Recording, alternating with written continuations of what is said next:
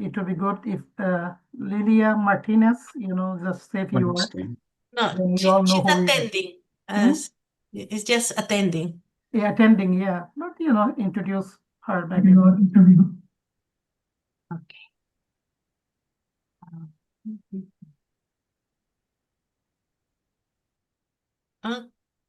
Now, hello everyone.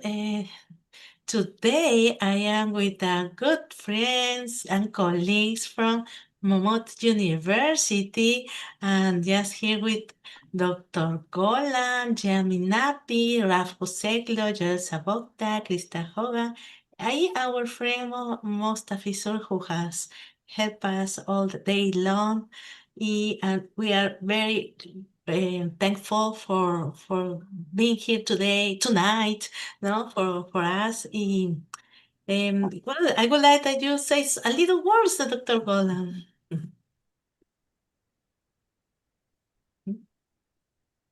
Okay, hello everyone. The pleasure is mine. It is my pleasure to welcome you to this important panel discussion on helping the helper. And let me begin by thanking the organizers for organizing this remarkable gathering. And thank you everyone for participating in this first World Congress on clinical social work. And sometimes we feel like we are helping people, we need not get help from others like that. And so that's the reason today's session centers on a topic that is often overlooked but deeply essential, and how we as a social workers and helping professionals take care of ourselves while serving others. And I'm really honored to welcome our distinguished speakers, panelists, who bring diverse experiences and insights to this important dialogue. Please join me in warmly welcoming them as they share their perspectives. So, panelists, the floor is yours. Please continue. Thank you. I will introduce each one, starting for Joel Sabotka. She is PhD Iassw-aiets is an associate professor at Monmouth University, a School of Social Work. She teaches courses through the bachelor's and master's program. Dr. Sabotka has developed study abroad seminars for MCW students in Italy and Germany, and has taught at Cato University in Germany. She also serves as the chair of the School of Social Work, coordinator for the School of Social Work's Play and AMP Expressive Therapy Certificate Program, and Departmental Advising Coordinator. She is Joel Sabotka, and she will, she and the group, no, will do the team helping the helper, no? Ahora, the next one, vamos a... Se ha detenido.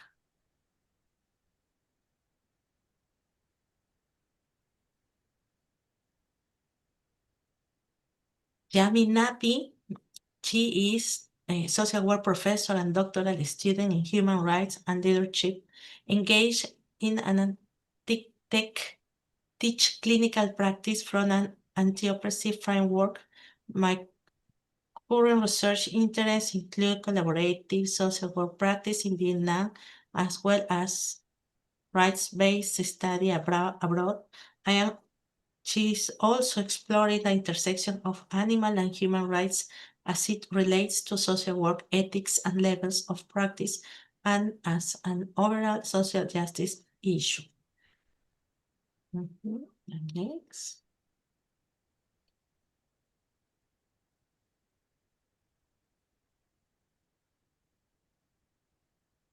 Ralph Coseglio, DSWLCSW, is an associate professor of social work at Monmouth University, dually licensed in New Jersey and Pennsylvania.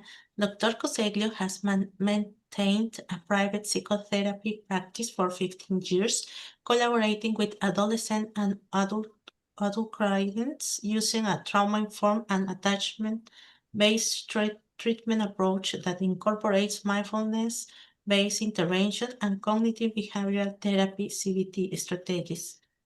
Dr. Kuseiklo is a clinical social work supervisor to licensed social workers (LSW) pursuing clinical licensure. He is also certified in psychedelic-assisted therapies and research and MOMA-assisted psychotherapy. And the last one is Krista Hogan. Is a senior lecturer and PSW program director in the School of Social Work at Monmouth University. She has been teaching at Monmouth University since 2002. She teaches in both the undergraduate and graduate programs. Krista has a variety of practice experience, including working with children with emotional and behavioral difficulties in educational setting as a clinician, as an intensive in-home community therapist, working primarily with diverse populations, and in private practice working with children, adolescents, adults, and as a clinical supervisor from practitioners. So, here's Krista Hogan. So I think it's all. So nice to meet you guys, really. Mostafiz, maybe you No, yeah, I'd request, I don't know who will coordinate. Dr. Zuel, please continue the panel discussion, and thank you. After the discussion, we'll open the floor to our audience to join the conversation. Wonderful. So hello and welcome. We have prepared some thoughts and some words on helping ourselves as practitioners, the thought of compassion fatigue, what to watch out for, taking care of ourselves so that that compassion fatigue that many of us feel in the clinical world, practicing in the clinical world, doesn't move into vicarious trauma, and of course does never move in, hopefully, to burnout. So I'm going to share my screen up. Let's see, let's share the screen and we can move through. We're a small group, so of course, feel free to ask questions as we move along. That's perfectly fine with us, and we can move pretty informally. Okay, hopefully everyone can see that. And there we go. Okay. So I'm going to start off turning it right over to Ralph so he can talk a little bit about what the research tells us. Thanks, Joelle. Thanks, everyone, for the warm welcome and having us. So the first thing that we really wanted to do in presenting this material is really frame it in some research and give it a foundation. So I'm going to talk a little bit about that. As many of us clinicians know, we routinely deal with clients who disclose traumatic material to us, whether that's happened in their childhood, whether that's something they've experienced in their adult life. It is something that we experience, many of us, on the day-to-day. When you have, as a clinical social worker, a higher level of exposure to clients, right? And there are some clinicians who specialize in dealing with trauma and clients who are have experienced trauma. It is a significant predictor of vicarious trauma, right? Or secondary trauma that the clinician will feel, right? As a result of being exposed to traumatic events again and again, hearing about them from their clients. So a bit of research about this, when we're speaking about vicarious trauma or burnout or compassion, one of the things that I found that was interesting was that in some research done by the NASW, 70% of social workers had experienced a minimum of at least one vicarious traumatic symptom. Right, so this is a really high number when we think about that, and 55% have experienced at least a minimum of one core traumatic symptom of vicarious trauma. So a high number, high percentages when we're looking at clinicians who've experienced some degree or some symptom of vicarious trauma. When we look out burnout rates in particular, lifetime burnout rates, at least according to the NASW, and that is the ethics governing body here in the United States, 75% of social workers or clinicians experience vicarious trauma, burnout. When we look at rates of compassion fatigue, right, we find that's similarly concerning and ranging between 13 to 15% experiencing some compassion fatigue, right? And so we really need to think about our self-care practices and taking care of ourselves as clinicians when we're looking at such high rates of vicarious trauma, burnout, and compassion fatigue. So I often think, as a clinical social worker working with, children, adolescents, adults, is there really ever a way to completely avoid at all times compassion fatigue? And I'm actually not sure. I do hope that there is a way to avoid vicarious trauma and certainly burnout. But when you look at the root of the word compassion, the Latin root of compassion, cum meaning with, pati meaning suffer. So we're talking about suffering with our clients. And so the idea of being completely cut off and not really feeling at least something when you have clients who truly are suffering, it's certainly a challenge to strike that balance to protect ourselves. And we're going to get to that towards the end of how to take care of and prevent burnout, vicarious trauma, and compassion fatigue as well. If you look a little bit about, what does compassion fatigue actually look like? A normative occupational hazard of working with traumatized clients, a consequence of listening to a history, to events that our clients have experienced and the negative reactions just from bringing empathy to work with our clients, which of course we always do, and that's what we're trained to do, is to always work and intervene with empathy without psychological distance. So when we're hearing that raw emotion, those raw experiences of our client, it can often feel as though the trauma is also happening to us. It's very hard sometimes to separate that out. If we understand what's happening and we are preparing and protecting ourselves, we are more likely to practice self-care. We have that awareness. And if we are practicing self-care, it's going to make us hopefully less susceptible to compassion fatigue and worse. Uh-oh, and my slides are not moving. Okay, so what might that actually look like? We may feel as clinical social workers anger towards the causes and the origins of what our clients have experienced and what they've gone through. We may feel sad, even depressed, knowing and hearing what our clients have experienced, and a sense of powerlessness over how we can really help them. That may come home with us. So we're taking our work home. We're thinking about it after hours, after we've seen the client. It could be days after we've seen the client. We may experience bystander guilt. And those symptoms in us can look like exhaustion, feeling emotionally drained, feeling overwhelmed, lack of energy. And whoops, and I hit it too fast. And so these are things that we want to look out for. It's part of our own self-care and insight into what we're experiencing as we continue our work as clinical social workers.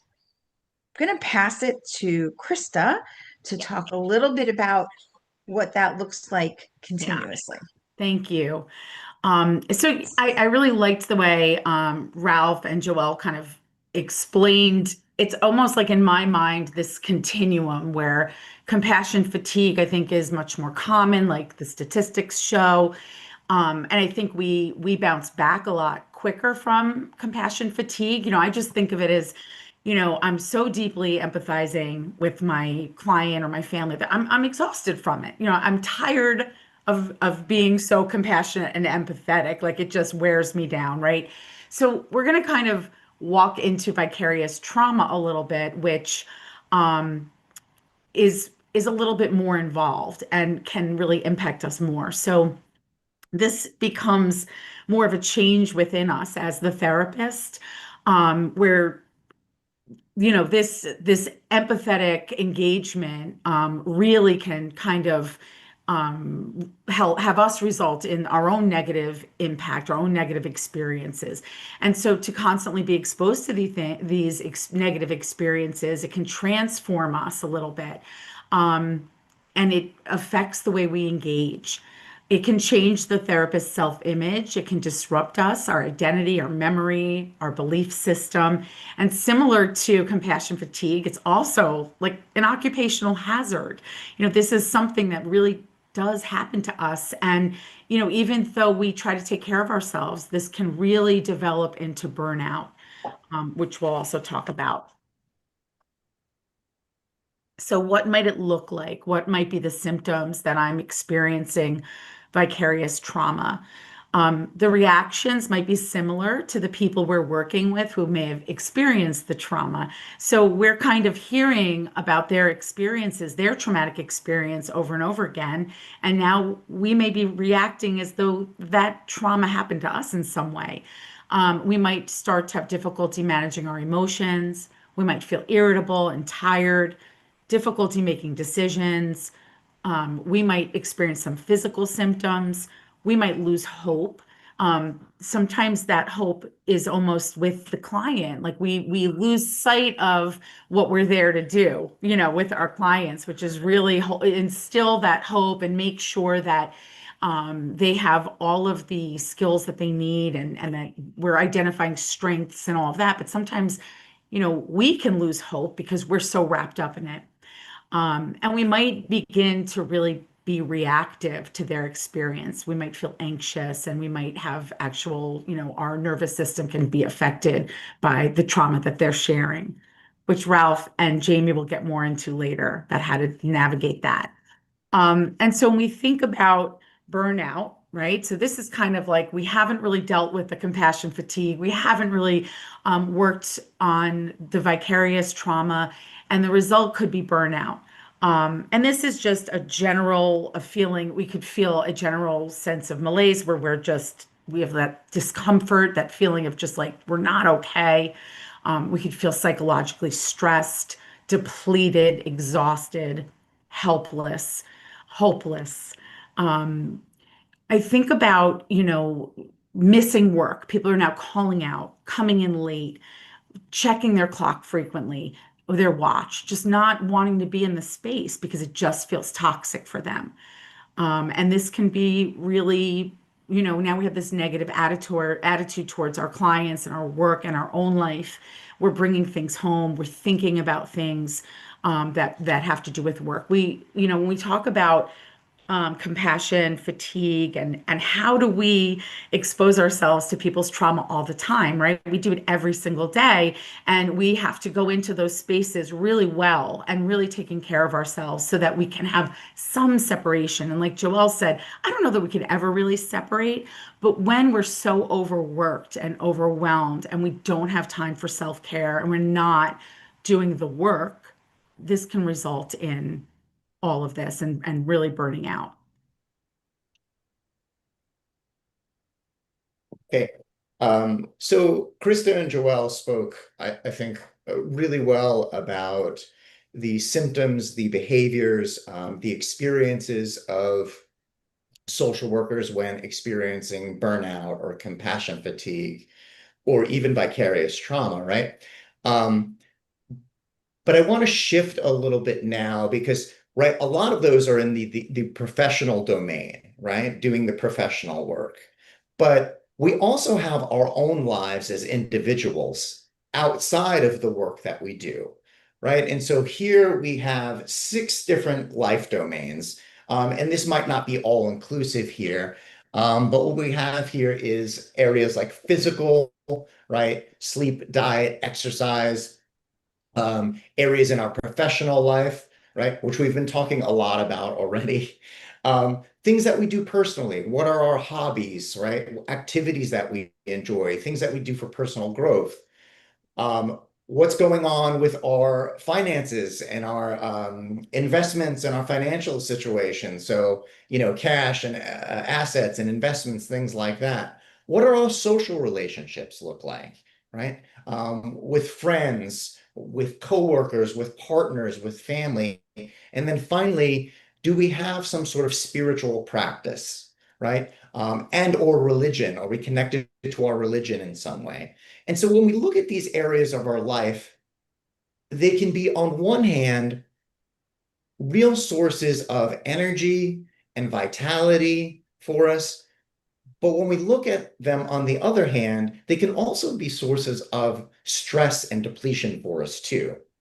So it's really important that we take a look at these different areas of our life and consider, all right, one way I think of something like physical, right? What is my sleep hygiene looking like? What has my sleep been like, right? What has my eating been like? I know when I'm particularly more stressed, I don't eat as well, right? I also know that I'm not sleeping as well either, right?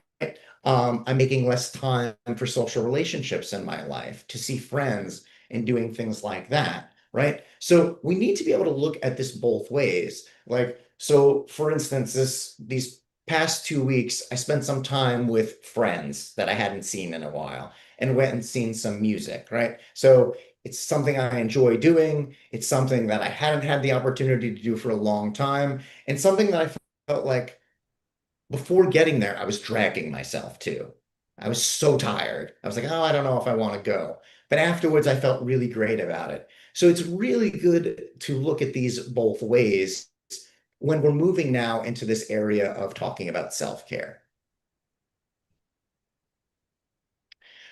All right, so thinking about self-care, one of the, I think, most important things to think about is if we are burnt out, right? If we are compassion fatigued, right? We are not going to be the most present and able to provide a holding space and being most attuned to our clients, right? To be good caregivers, right? To be good clinicians, we need to be able to practice self-care ourselves, because we know some of the occupational hazards and some of the symptoms that go along with that, right? So, whoop, that's okay. So when we have good self-care practices, right? When we're taking care of ourselves, both during our professional day and then in our personal lives, right? We can mitigate or limit the impacts of vicarious trauma, compassion fatigue, and burnout. Okay. So how do we build some awareness around this, right? Oftentimes, it comes with, oh, I'm feeling this way. I'm sad. I'm feeling angry. I'm irritable. I'm tired, right? So that's the feeling state of it. Or we have thoughts. This client is really frustrating me right now, and you have a thought about that, right? They say the same thing again and again every week, right? Maybe you're frustrated about that. But it's really important for us to get in tune with what is going on in our bodies. What physical sensations are happening in our bodies, right? There's a lot of, historically talk of like the mind-body connection, right? What is the connection between what is going on in our minds and what is going on in our bodies? And so what is our body trying to tell us, right? What sensations are present, right? So examples of this might include tension in my shoulders. I am somebody, and this looks different for everybody, right? I'm someone who I know holds a lot of tension in my shoulders. It took me quite some time to realize that in my life, right? But with some self-care strategies that will come up later, I've gotten better at realizing when I'm cinching my shoulders like this and holding my shoulders tight. It could be jaw tightness, right? It could be digestive discomfort, right? Like, what is going on for you in your body, and what is it trying to tell you? Okay, next slide. So when we're thinking about self-care strategies, one of the things that we want to do is make them achievable, right?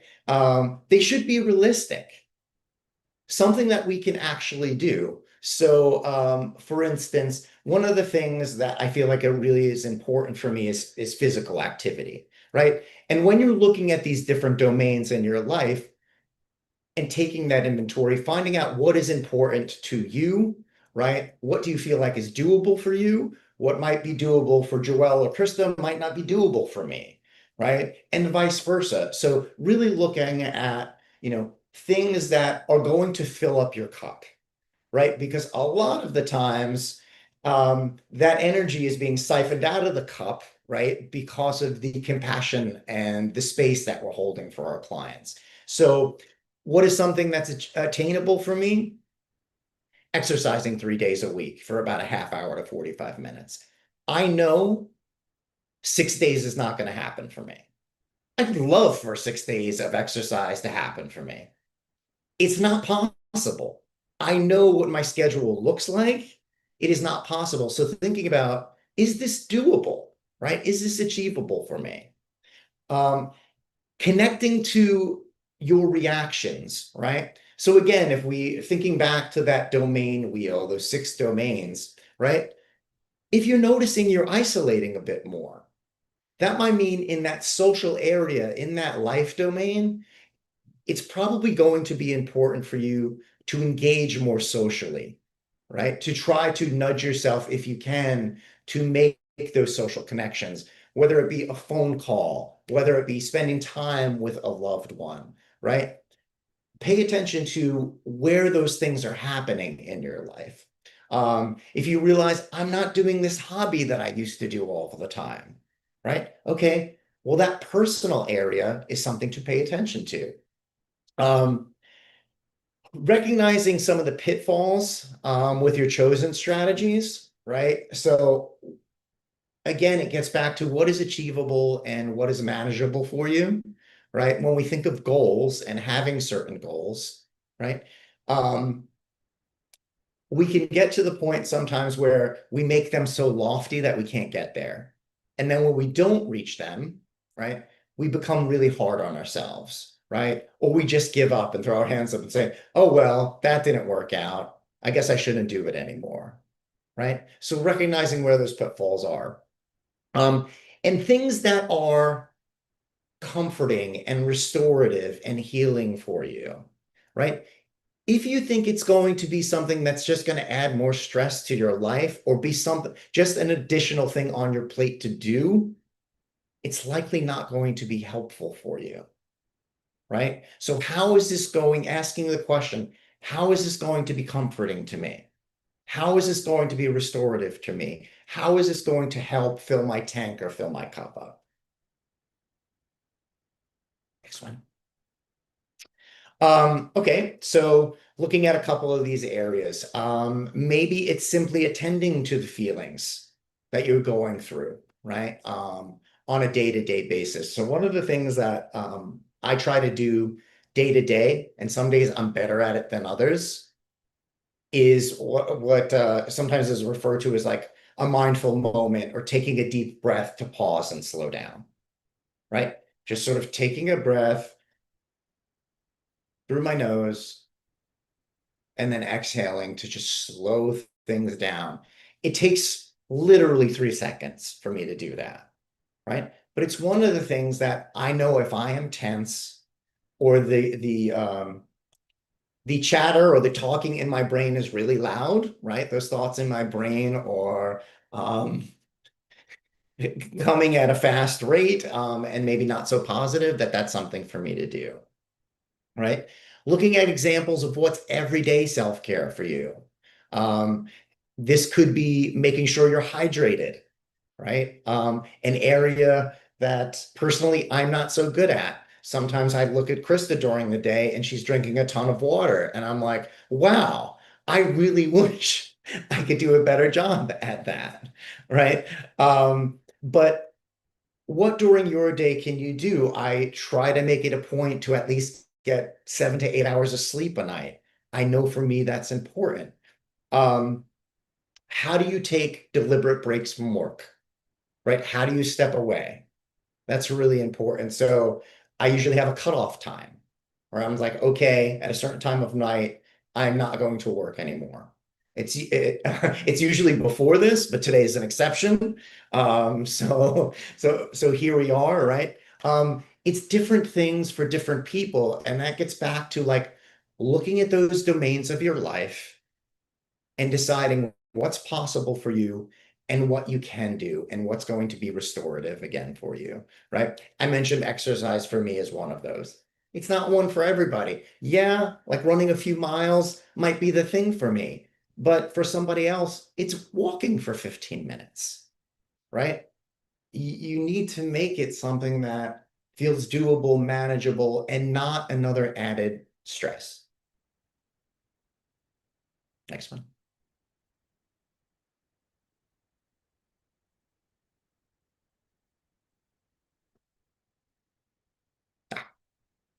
Okay. All right. So thinking about stress in general, right? One of the things that happens with stress is, and this applies to the areas that we've been talking about already, like symptoms of compassion fatigue, symptoms of burnout, symptoms of vicarious trauma, right? Our nervous system gets activated in all of those situations.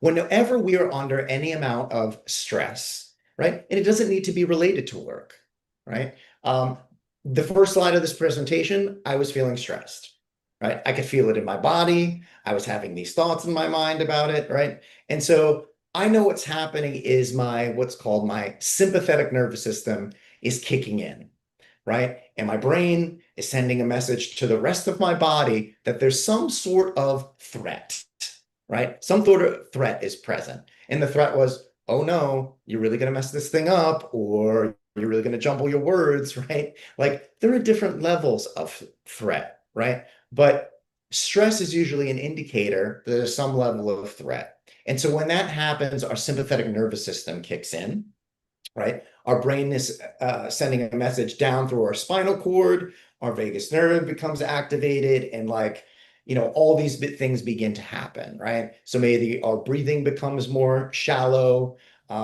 Maybe we start to sweat a little bit. Our heart rate increases. All the physiological things in response to stress begin to occur, sometimes in ways that you're not even aware of. Like, for instance, when we're highly stressed, right, or in a state of fear, our digestive system shuts down at that point, right? It's a survival response. It's conserving energy for this threat that it feels like it needs to fight against or run away from, right? So these are our responses to danger. And over time, when our sympathetic nervous system begins to get activated again and again and again, it can sometimes get stuck for longer periods of time in the on position, right? And so what we want to be able to do is find ways to kick in or activate our parasympathetic nervous system, which calms us down and slows us down, right? And brings us back to our baseline. Okay, so we're looking at here a depiction or a diagram of hyperarousal, hypoarousal in the window of tolerance, right? And this is pulled from polyvagal theory that Professor Nappy will talk about a little bit more, right? But when we are within our window of tolerance, meaning our emotional window of tolerance, what happens is we are better able to connect to others, have time and space for ourselves, right? Experience feelings of love and joy and kindness and gentleness, right? It means that our emotions at that point are much more manageable. We have the coping skills and the strategies to manage our emotions, and therefore we're able to communicate and connect.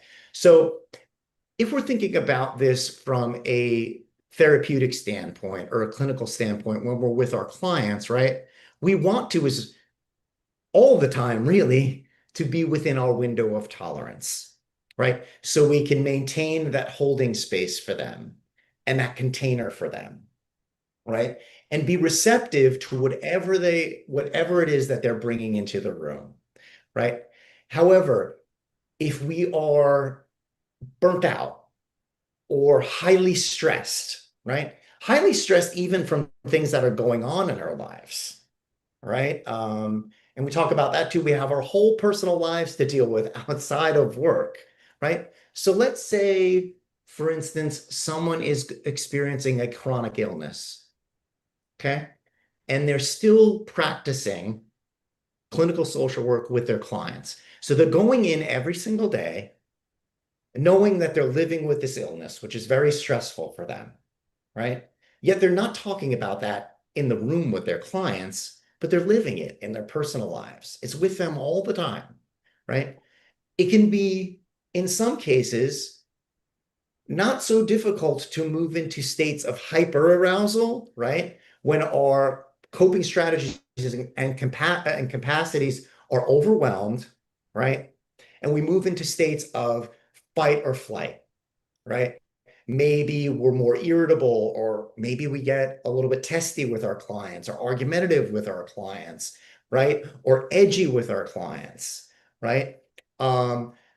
This happens in our lives too, right? We don't make good decisions when we're in states of hyperarousal, right? Because it shuts down our prefrontal cortex of our brain and our executive functioning skills. So our thinking capacities, they kind of go out the window, right? And we're acting much more from an emotional state than we are from a logical or rational state, because the prefrontal cortex of our brain that really helps govern all that stuff is offline for us. Same if we are dysregulated and we move into a freeze state, right? We may, for periods of time, disassociate or check out from our clients, go somewhere else, right? We might seem like we are in a trance, very preoccupied with whatever it is that's sort of going on in our mind, or whatever it is that the stressor is that's really impacting our lives, right? And so it is so important that we engage in these self-care strategies so that we're not moving into these states of hyper or hypoarousal, right? Or if we find ourselves moving into them, we have strategies and skills to help us begin to regulate again and move us back into our window of tolerance.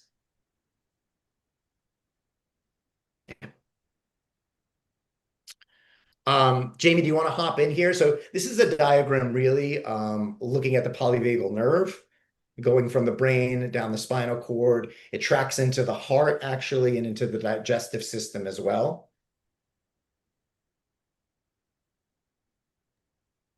Okay. Yeah. So yeah, really, you did a overall explanation. What I would add to it is just back in that green zone, when we're talking about the parasympathetic nervous system, there's two sides. And in the one side, which is the dorsal vagal, in the parasympathetic, where all resilience is cultivated, that is really where healing takes place. We can only heal in the parasympathetic nervous system, and our clients as well.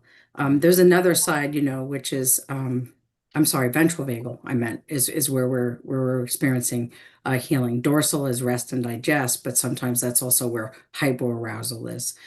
So we might notice that in ourselves if we're really shut down, that we really can't activate. And some really nice ways to do that is engage socially or play, and I'm thinking today, when we were doing a retreat with our students today, we played a game where we really got lost in the game.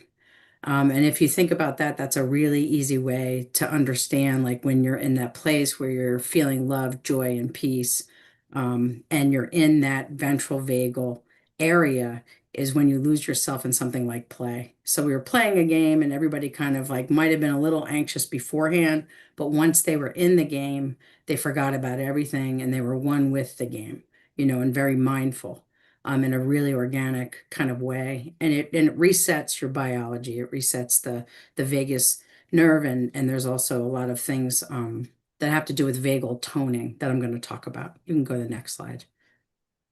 Okay, so some things that are really helpful with kind of that reset is things like somatic experiencing exercises, and I have a graphic that I want to share in a little bit, but in doing anything that has bilateral impact. And so one example of that is a butterfly hug, and it's very easy. If you see my hands, you just find your collarbones and you drop down right below the collarbones and you just tap, and depends, some people do it quicker, but some people might do it. I like it more like a metronome.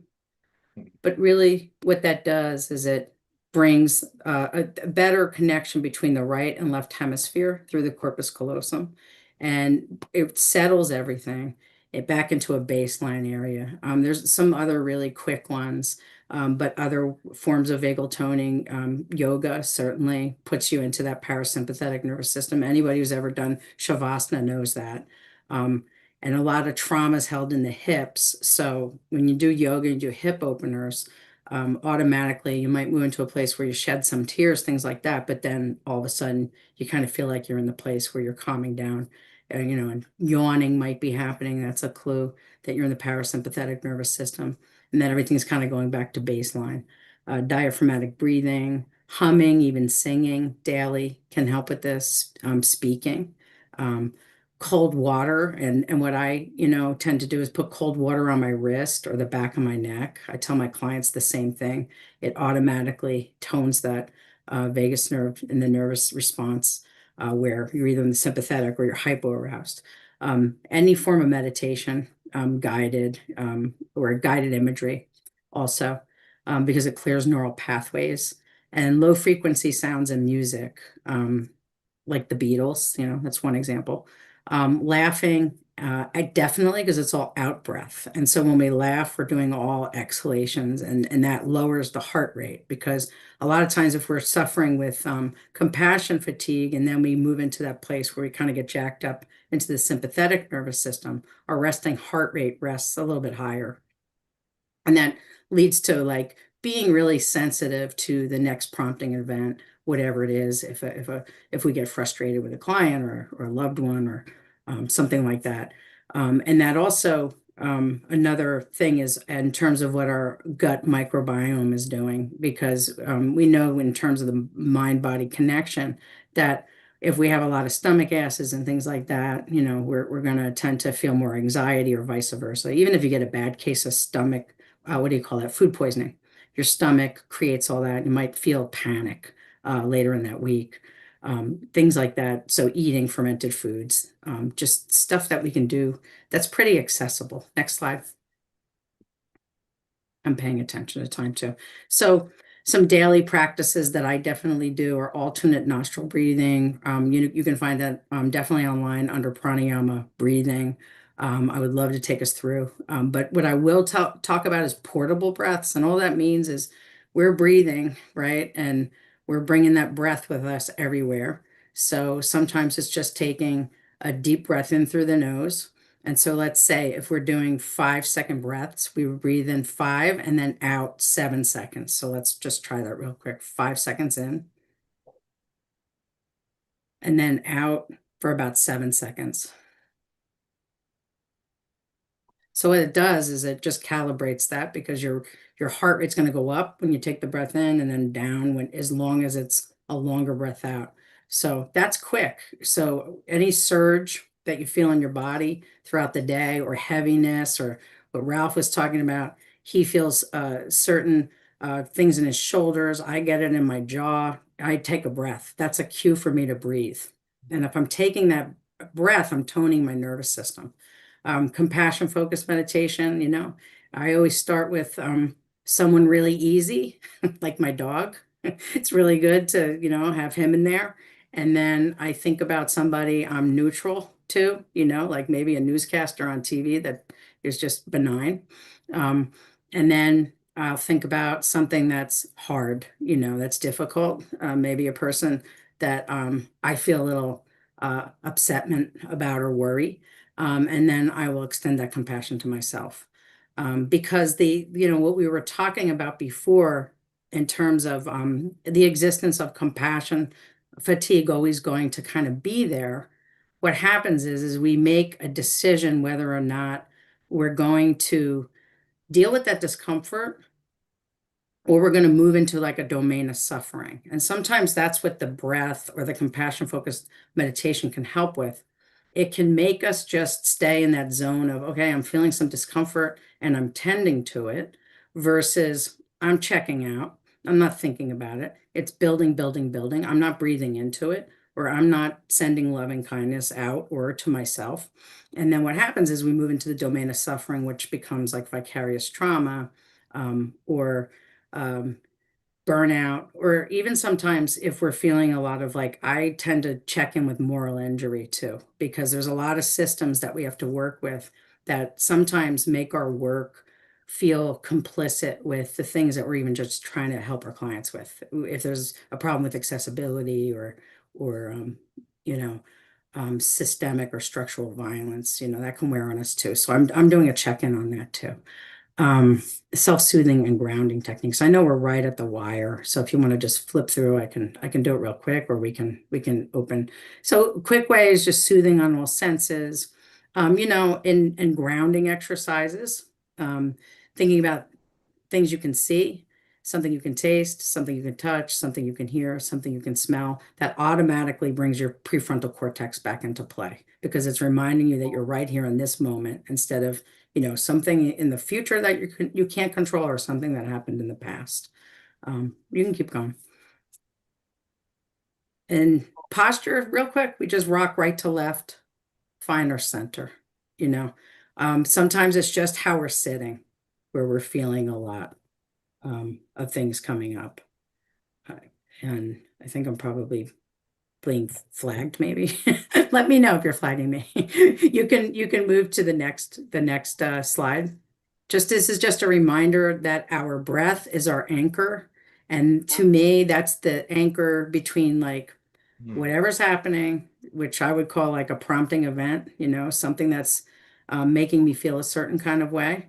And then if I put the breath as an anchor in between what's happening and how I react to it, I'm probably going to respond in a more effective way. And I'm probably going to be more present. Go ahead. Yeah. I was thinking about sort of breathing practices for folks too, and people's preferences with them, right? There are a number of like breathing exercises or activities that people can do, some of which appeal to people, certain people, and some of which don't, right? So there's something like, for instance, like box breathing, right? Which for me is very difficult. I don't like to do it, right? But there's other techniques that really appeal to me, right? So one of those would be 4-7-8, right? Is something that appeals to me if I'm doing a breathing exercise, when I'm inhaling through my nose for 4 seconds, holding it for 7, and then exhaling for 8, right? One of the most important things is with any of them that your exhale needs to be longer. You'll find with all of them, almost all of them, I should say, that your exhale should be longer than your inhale. Like when you look at the different ones, a lot of times they're either at equal length or the exhale is longer, but it's finding something that's going to work for you too, because sometimes it's not breathing for folks. Sometimes it's like grounding themselves in their body, right? That feels more relaxing for them. So I just wanted to say there's sort of various ways to think about which breathing exercises might appeal to you. So this is just a focal point. Basically, what I do for myself on a good day. So this is perfect self-care. I'm not, I'm waking up on time. I have this picture in my bedroom and I will put my feet on the floor. And for me, doing either alternate nostril breathing or just doing diaphragmatic breaths in the morning. And that's my focal point because it was a temple I visited when I was working in Vietnam a while back. And it just resonates with me. It just kind of puts me in that place where I have that drop down into the parasympathetic nervous system. So it's very grounding. What I would suggest to anybody else is find your own focal point. And that's how you start your day, because if you tone your nervous system early in the morning, you're less likely to be reactive in a negative way to the impingements that happen to us in the course of a day. You might be able to manage it a little bit better if you just start your day that way. Okay, next slide. And this is just, getting back to what Ralph's saying. Yeah, some people don't like to breathe. Some people don't like to sit and meditate. This is a labyrinth by my house. I like to walk it. I certainly have left lots of things on that bench. The whole idea is to walk the labyrinth and leave the problem on the bench, that you're working with.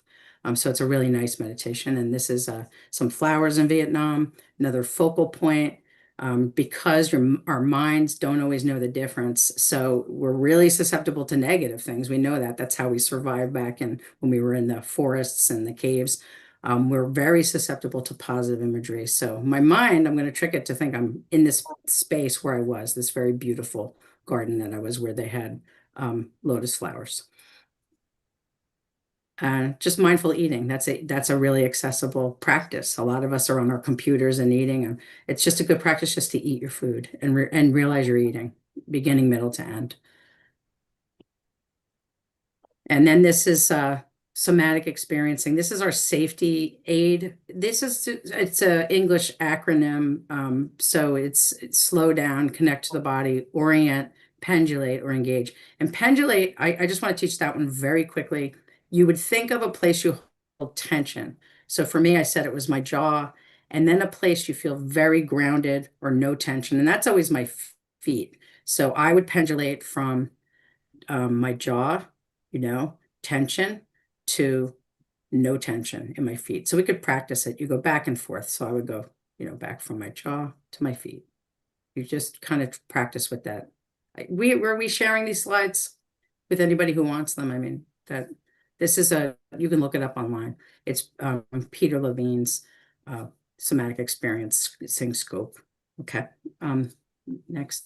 And then some pre-sleep routines, because sleep is super important to self-care, obviously, and just general wellness. I use guided imagery. I use Yoga Nidra, which is just a talk down. If you're not familiar with it, just kind of talks you down to sleep. Body scans, binaural beats I'll listen to for sleep. Autogenic training, you can certainly find a really good script for that online, but that clears your nervous system as well. And following just a general sleep protocol. People think it's common sense, but a lot of times I find myself doing things that are actually bad for my sleep if I'm not paying attention to it.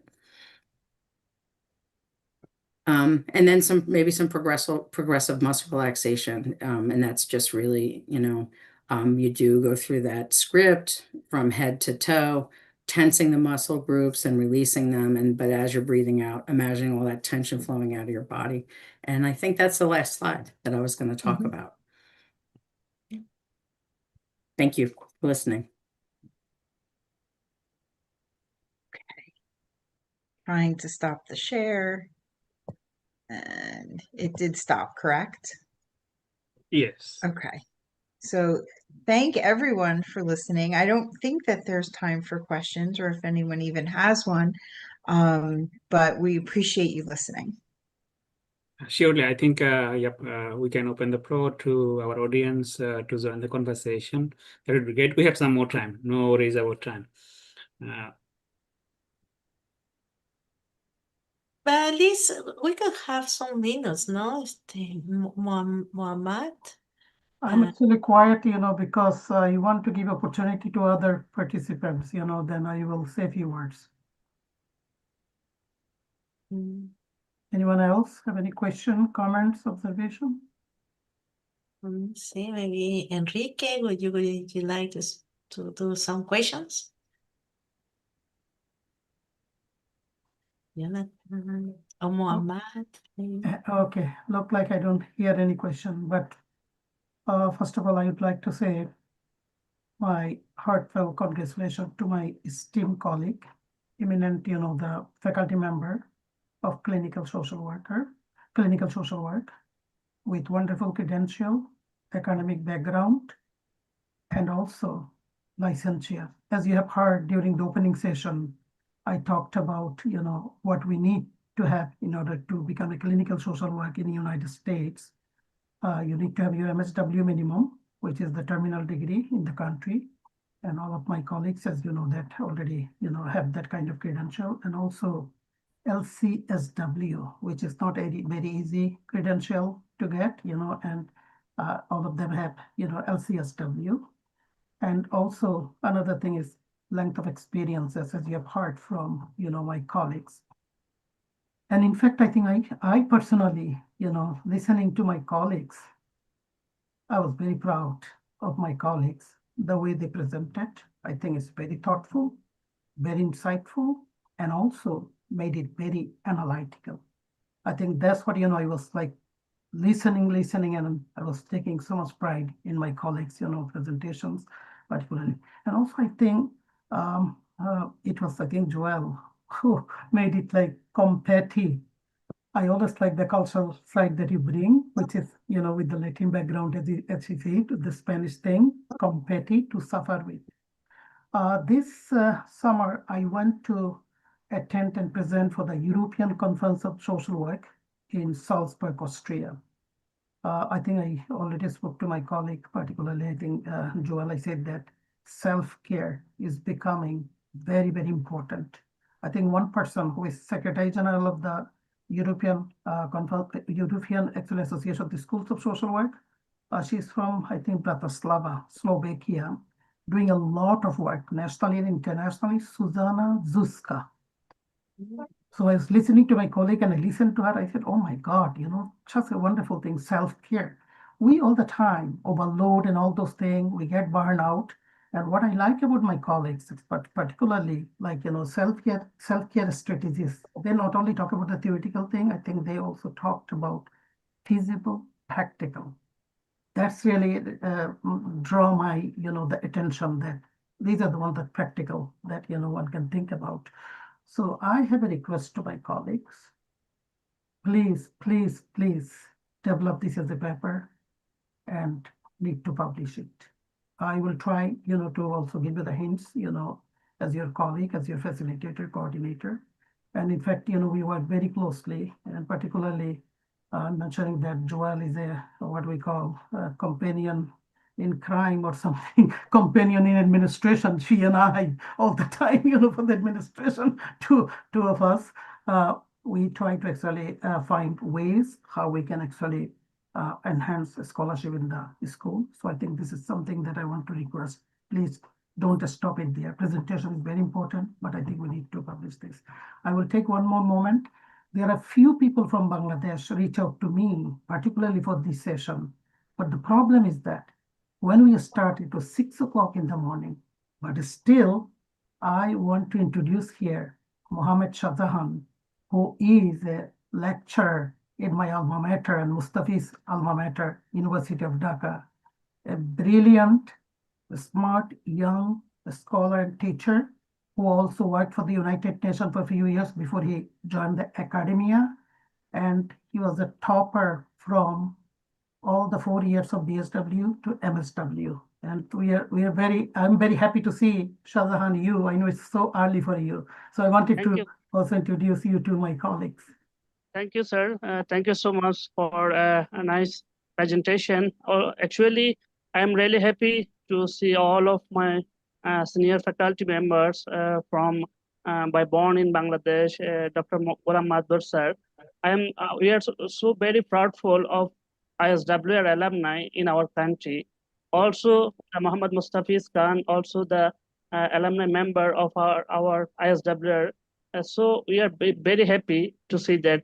And this session actually more fruitful for us. Also, this clinical social work is in our new concept in our countries.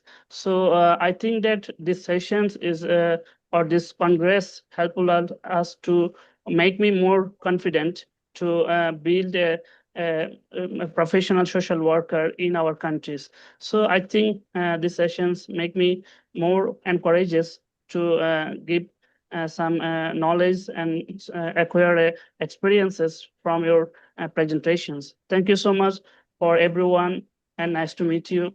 for again. Thank you so much. Thank you.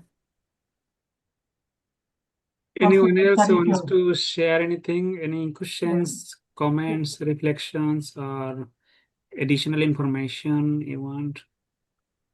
Once again, Karitu, kudos, Karitu. Thank you so much for doing that. I think what I've been hearing from other people also that we need to continue branding and make it more, the visible in the whole world, our clinical social work. That's what we stand for in the social work academia. Not to say that like policy is not important. Policy is important. Policy matters also in clinical social work. Yeah, I am thankful for with everyone because you give your time for being here, and we are recording because most of our friends are in the morning, but like to see the record, no, because they they are not in this moment, but we are recording so they could see later, no, in other countries they could see later, so. And it will enrich their knowledge, no, for everyone. And we will pass through our channel. No, don't worry for that. Again, thank you to our panelists. And before saying something about the presentation, I'd like to share my gratitude to Professor Ghulam Madbar. I'm really grateful to him, and I just want to follow him.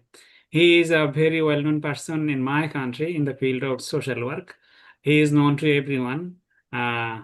Social Work Alumni Association, faculty members, university, and not only in my country, but what I observed for the last few years, he is known to, I should say, across the globe in the field of social work. And I just want to follow him. And he is really, I should say, he is my role model. And thank you, sir, for joining us. And it is my honor to be here with you. And about the panelists, this was really an amazing presentation you did. And I'm really impressed. And I learned so many new things, I should say. And you did shed light on some very important topic and some under-discussed topic. And you shared experiences of trauma and compassion fatigue, burnout, occupational hazards, social workers, individual life domains, 6 domains. I was really wondering that what I'm doing. And that was really wonderful. And also you talked about stress, how we can reduce it, some strategies. And you reminded us that self-care and professional care are inseparable from our work. At the same time, you talked about self-care strategies. That was really wonderful, and I'm really impressed. And I believe this discussion has been a timely and inspiring reminder that caring for ourselves strengthens our ability to care for others. And again, thank you for participating in this first World Congress of Social Work, World Congress of Clinical Social Work. And we are inviting you to our next session. Thank you. And a special thanks to Dr. Goldan, that he helped us from the very beginning. Without him, we wouldn't have had all that help with our programming today. And thank you all for this entire presentation. Lovely. Really, congratulations, because your work is very, very grateful for everyone, I think. Well, we will have, it's the first time here in CAPA, no? But we will have more other activities, and so we could have many other plans in the future. Good luck with everything, guys. And one thing I'd like to ask is in my case, my little kid, yeah, he and it is a subject that many moms were asking during these days in the Congress, that how the technology programs like Roblox or like other ¿cómo se llama? Brain Bros, something like that. Are very, ¿cómo se dice? so are cute in some way, but in deep, very deep, no, is dangerous for the kids, no? Entonces, how we could control this, how we could say, o sea, put the rules, no, to the kids, o sea, because we don't want, no, that they stay just in the computer for many hours, and no sé, they could find out other things, ¿no? Entonces, other parents don't watch their kids, ¿no? But the parents who watch, ¿no? What could they do in order to control, moderate, or regulate those games, no, with the kids? Hello, Mohammad.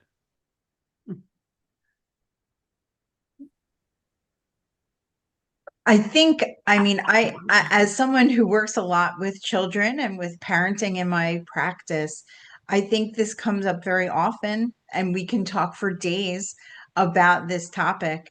You know, parenting, whether it's how active parenting is, how much structure and how much expectation and what you are doing with children these days to keep them occupied in ways that are healthy, getting them outside, having them interact socially with each other. Sometimes you'll see a bunch of children that are supposed to be interacting socially, and each of them is on a phone just next to each other. And it's so terrible to see that they're missing out on that emotional and social growth. And I feel for today's parents because it is extremely challenging to manage that expectation when you have a child who wants to be on a computer all day long, and to put in those limitations can be extremely challenging. If I could just add, yes, I agree that it is such a concern.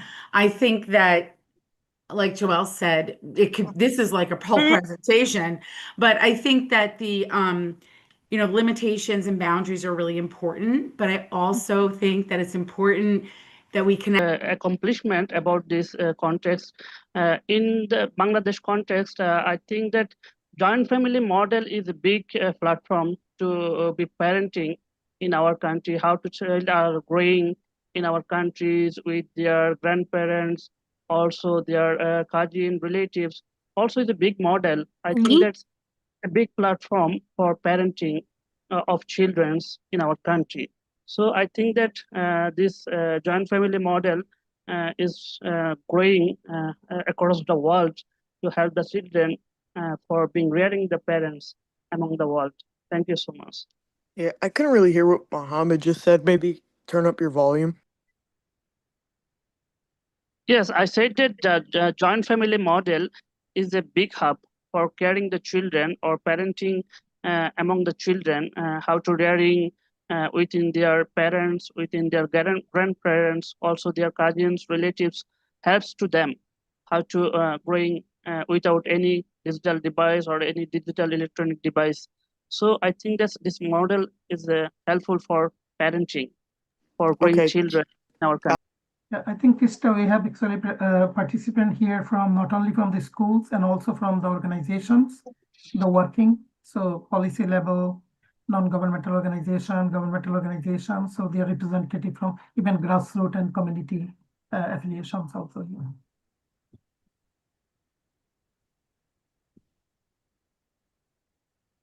Well, thank you, everyone. We are done with this session, and we'll start our next session within 5 minutes. And again, thank you for participating in this first World Congress of. Is the next session in the same call? Thank you. Thanks. Thank you. If we could give a round of applause real quick, that was beautiful. No? That was great. I think, Carito, someone asked the question that next session is going to be in the same platform, right? On this Zoom link, okay? Yes. Bye. Have a good Buenas noches. evening. Yeah. Thank you so Bye. much. Bye. Sí. Bye.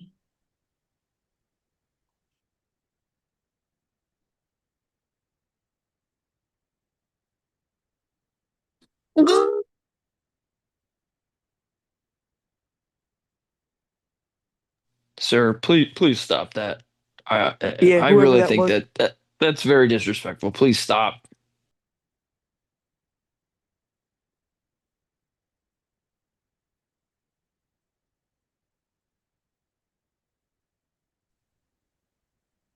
John B, please mute.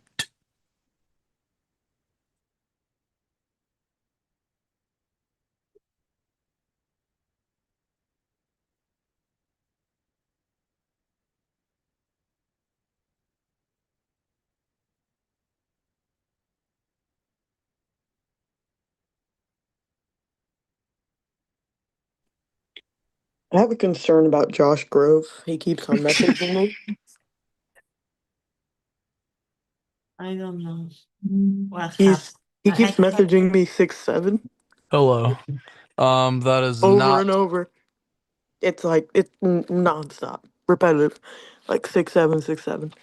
Not really sure what that is. I think we should get. I I don't think we know should get him why. kicked out here. I don't know why I can't delete the guys. Josh Grove, delete him.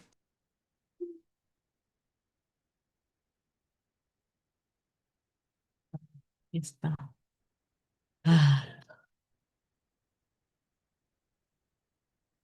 Yeah, I Okay. think. Yeah, sometimes you can make the speaker co-host or make me co-host so that we can also work on it. Yeah. Our schedule is like 7:30 Bangladesh time and 8:30 here, right? Yeah, let's take 2 or 3 more minutes and then we'll start. Is it okay? Okay.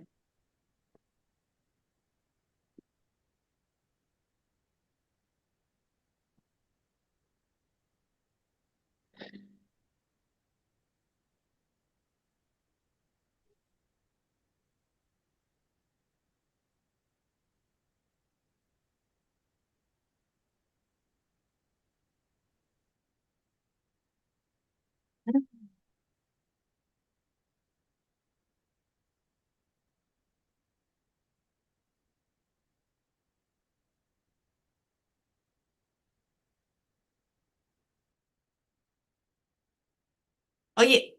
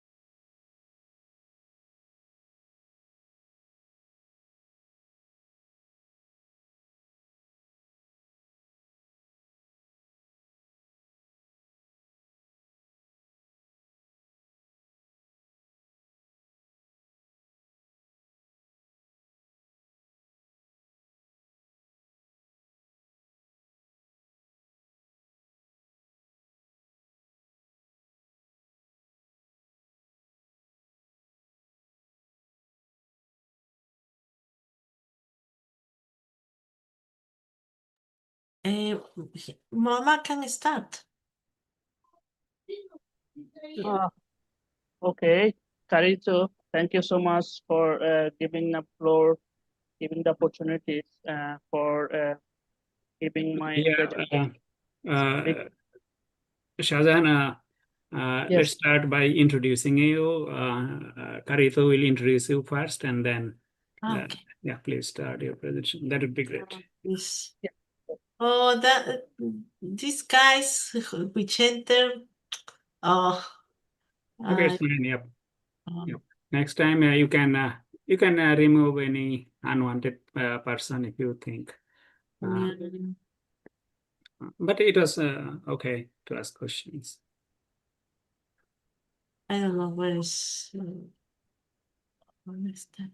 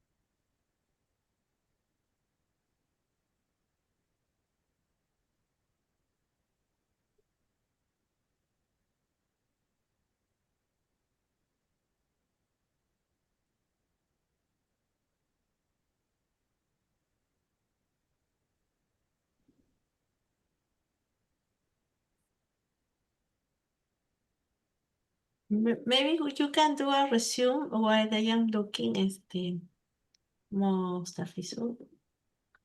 Say it again.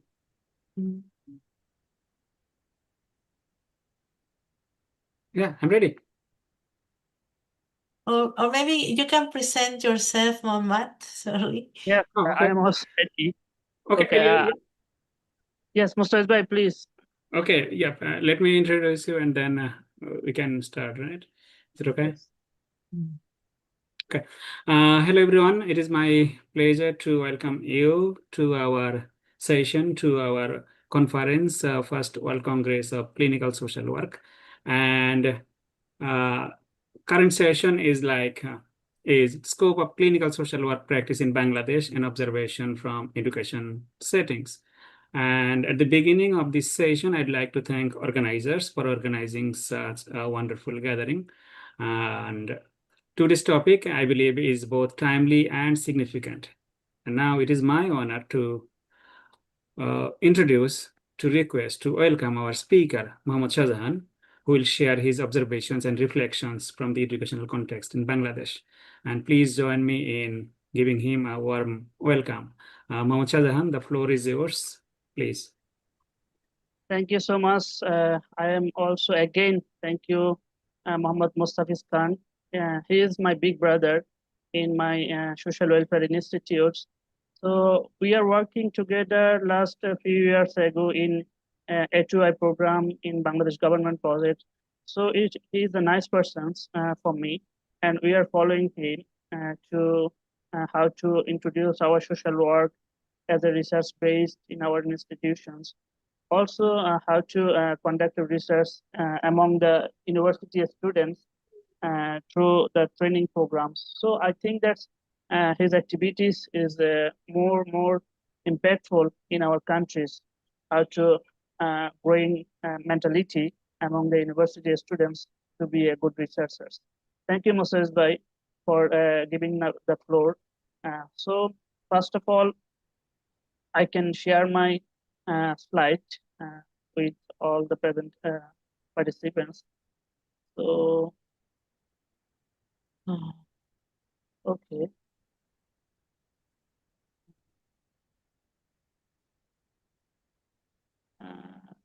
Can you see that? It's coming. I cannot see it yet, but it seems like you are sharing it.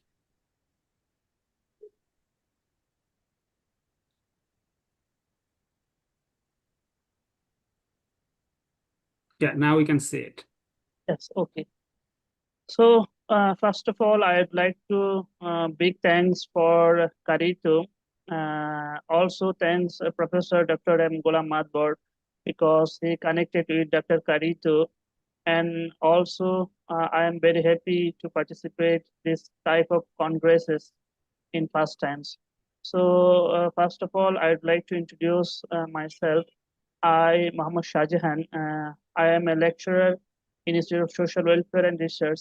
So I am working still now 4 years. So also I am a course teacher of clinical social work.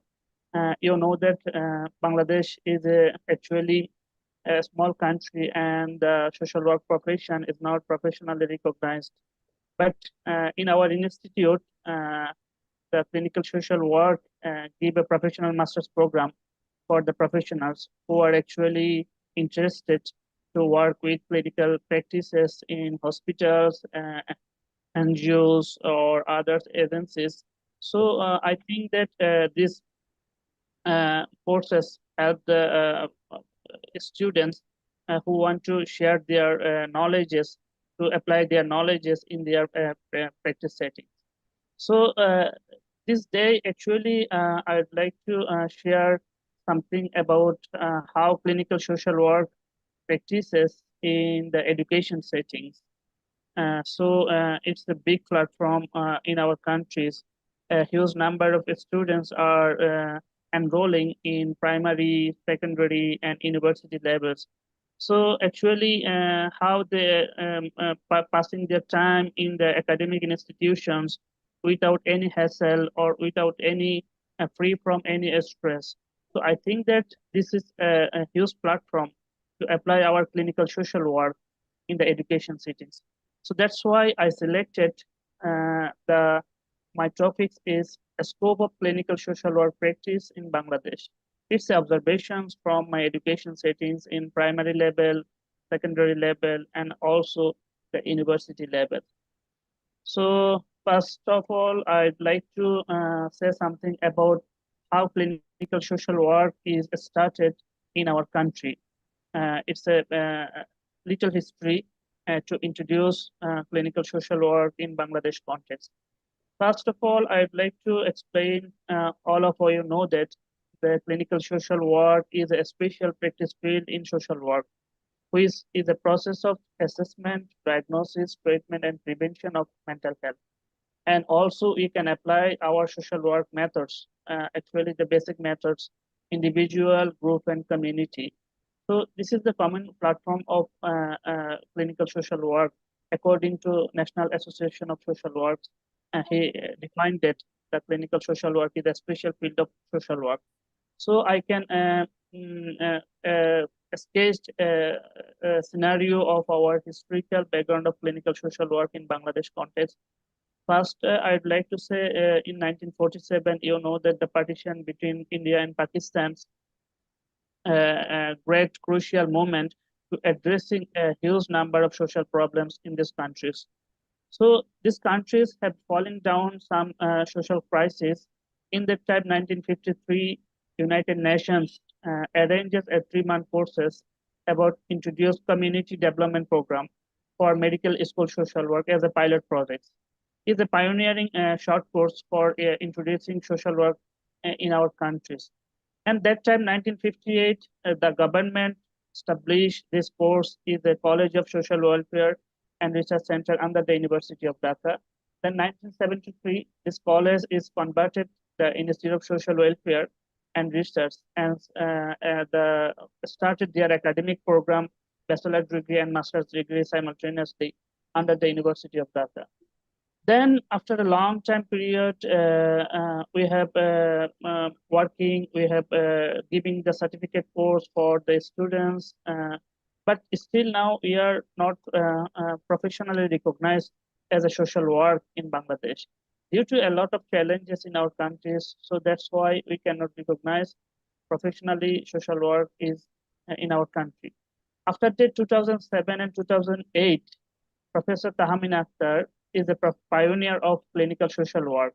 He introduced an optional course in MSS program in social welfare, namely clinical social work.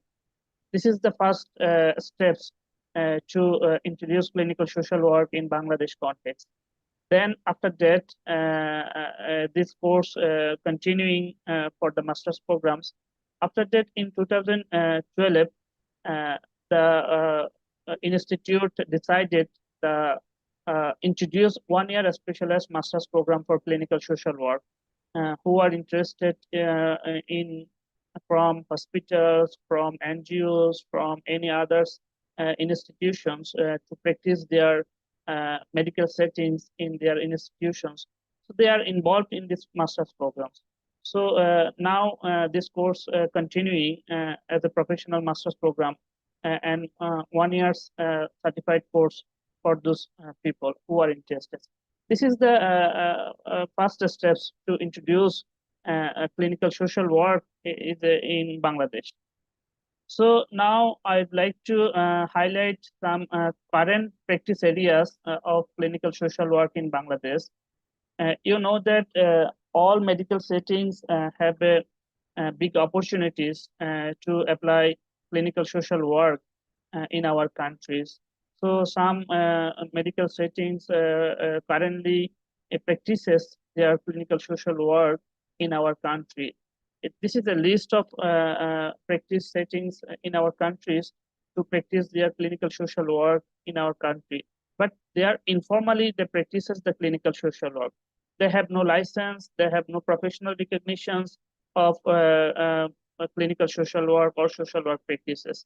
But they are actually practicing by their own informal own certificate or own knowledge, which is gathered from any different institutions. So this is the list of current practice field of medical settings in Bangladesh. Psychotherapy department, National Institute of Mental Health, National Mental Hospital, and Juvenile Development Center, Mental Health and related private counseling center, Dhaka Monoro Clinic, Hospital Social Service actually, and Victim Support Centers, One-Stop Crisis Center. Also the Ministry of Women and Children Affairs, they have to practice some little bit the clinical social work in Bangladesh context. So today I actually highlight the how educational institutions ensure the clinical social work for the students of primary, secondary, and university levels. This is the biggest scope for to application their social work knowledge in this setting.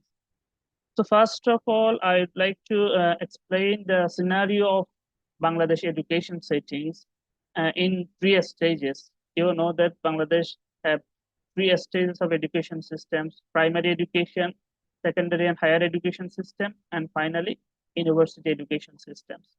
So first of all, I'd like to explain the primary education settings in Bangladesh context.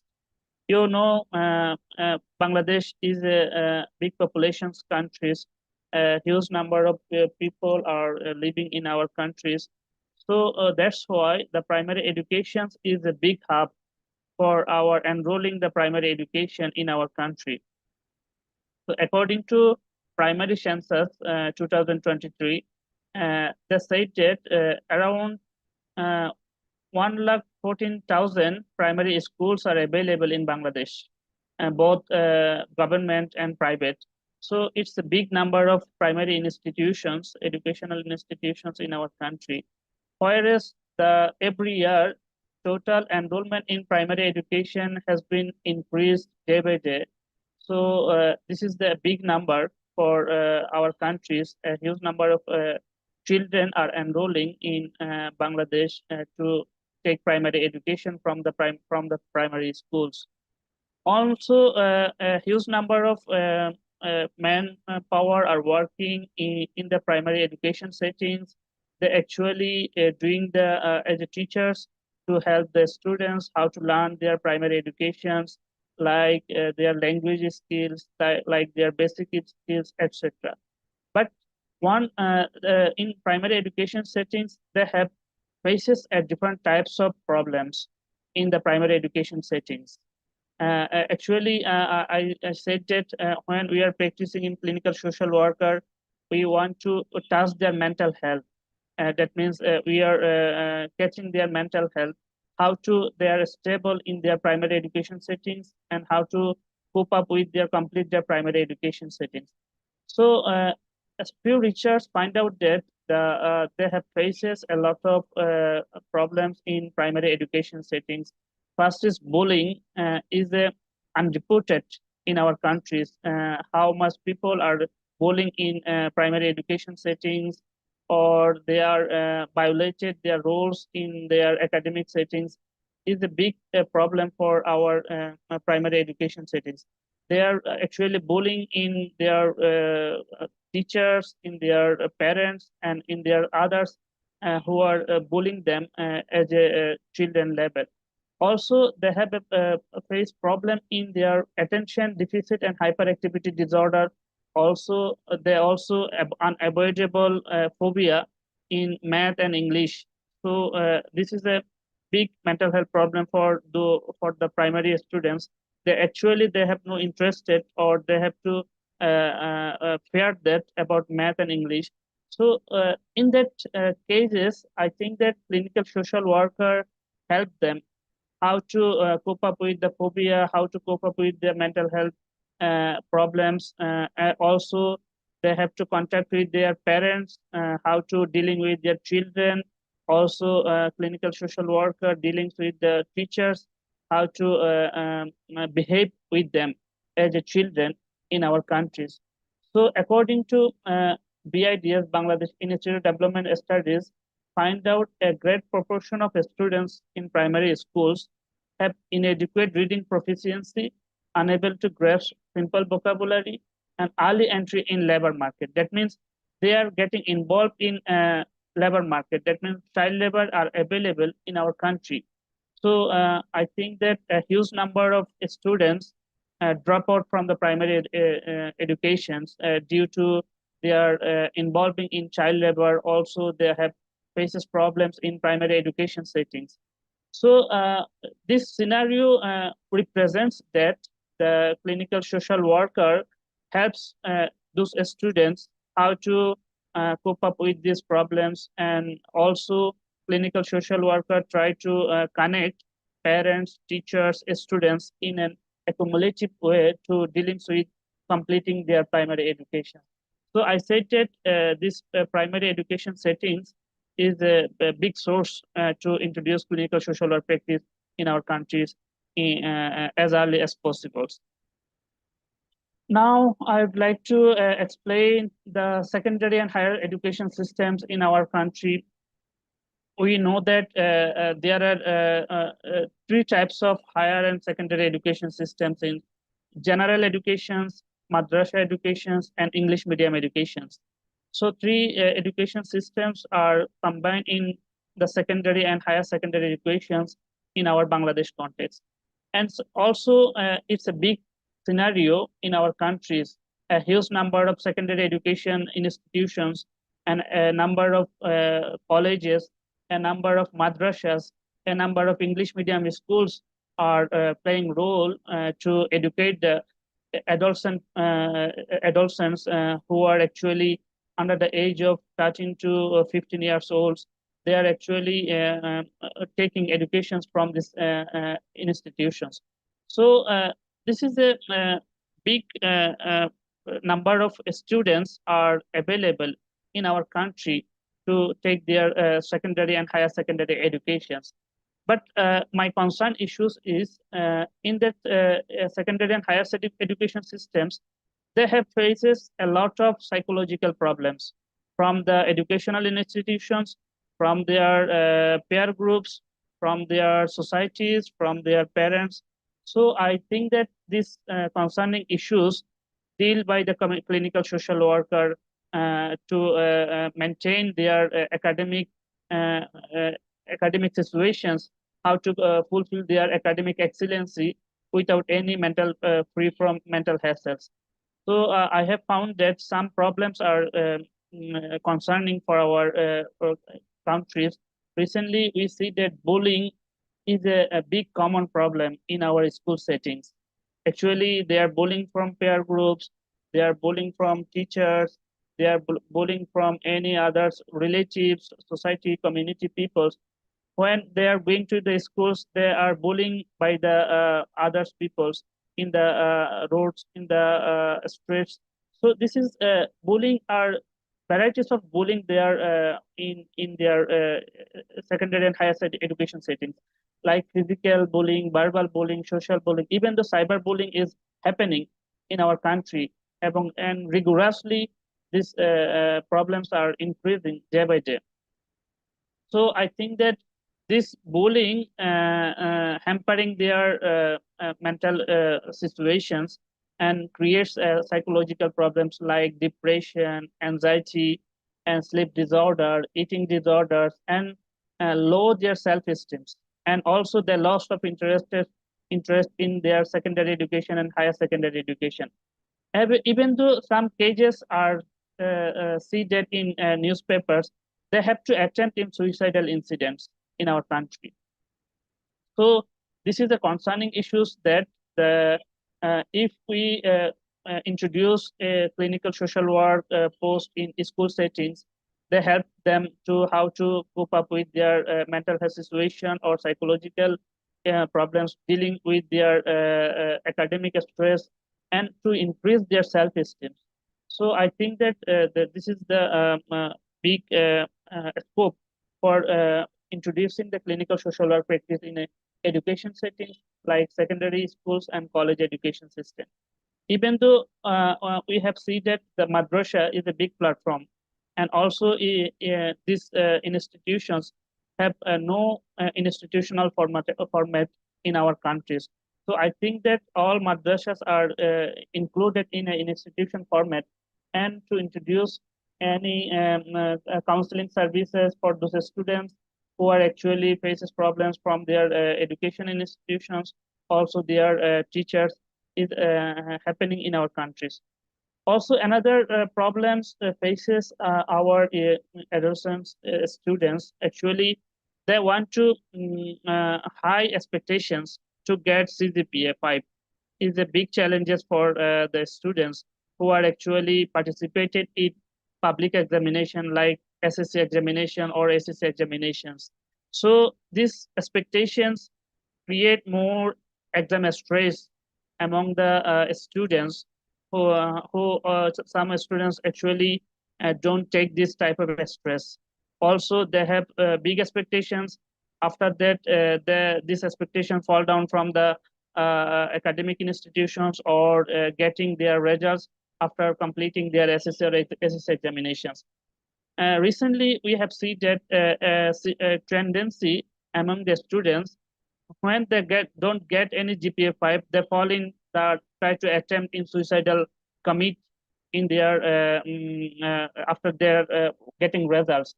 So I think that this is mental health stress among the students in secondary level and higher education level, and create a mental instability among the school-going children. So my suggestion is that this secondary education and higher secondary education authority introduce clinical social work for every school or every colleges. Only one post created for helping them to students to dealing with their psychological issues like academic stress, how to manage them, and also they have to face any psychological problems. They get counseling from the clinical social worker. So I think that this is another big hub for clinical social work practice in our countries. Now, finally, I have explained our tertiary education, that means university educations in our countries. So this education systems is actually continued by the public university and private universities.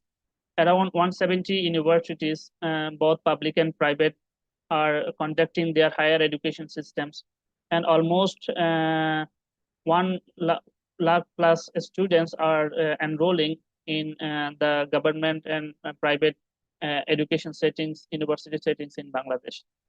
But huge challenges they have to face in their education systems, in their education life, in their university lives. So I have found that some problems they have to face in their university education systems. According to Iassw Foundations, is the NGO, they have to find out some mental health problems among the university students in their university life. That means first is the high expectation of government jobs. We know that Bangladesh, a huge number of is now passing a demographic dividend country in South Asian countries. So a huge number of students are enrolling in university educations, and they have ultimate expectation is they get a government jobs, because government jobs have a more secure, and they have more power, and they have a lot of opportunities from the government. So that's why a lot of the students are trying to and passing their time to get a government jobs after the graduations or during the graduation times.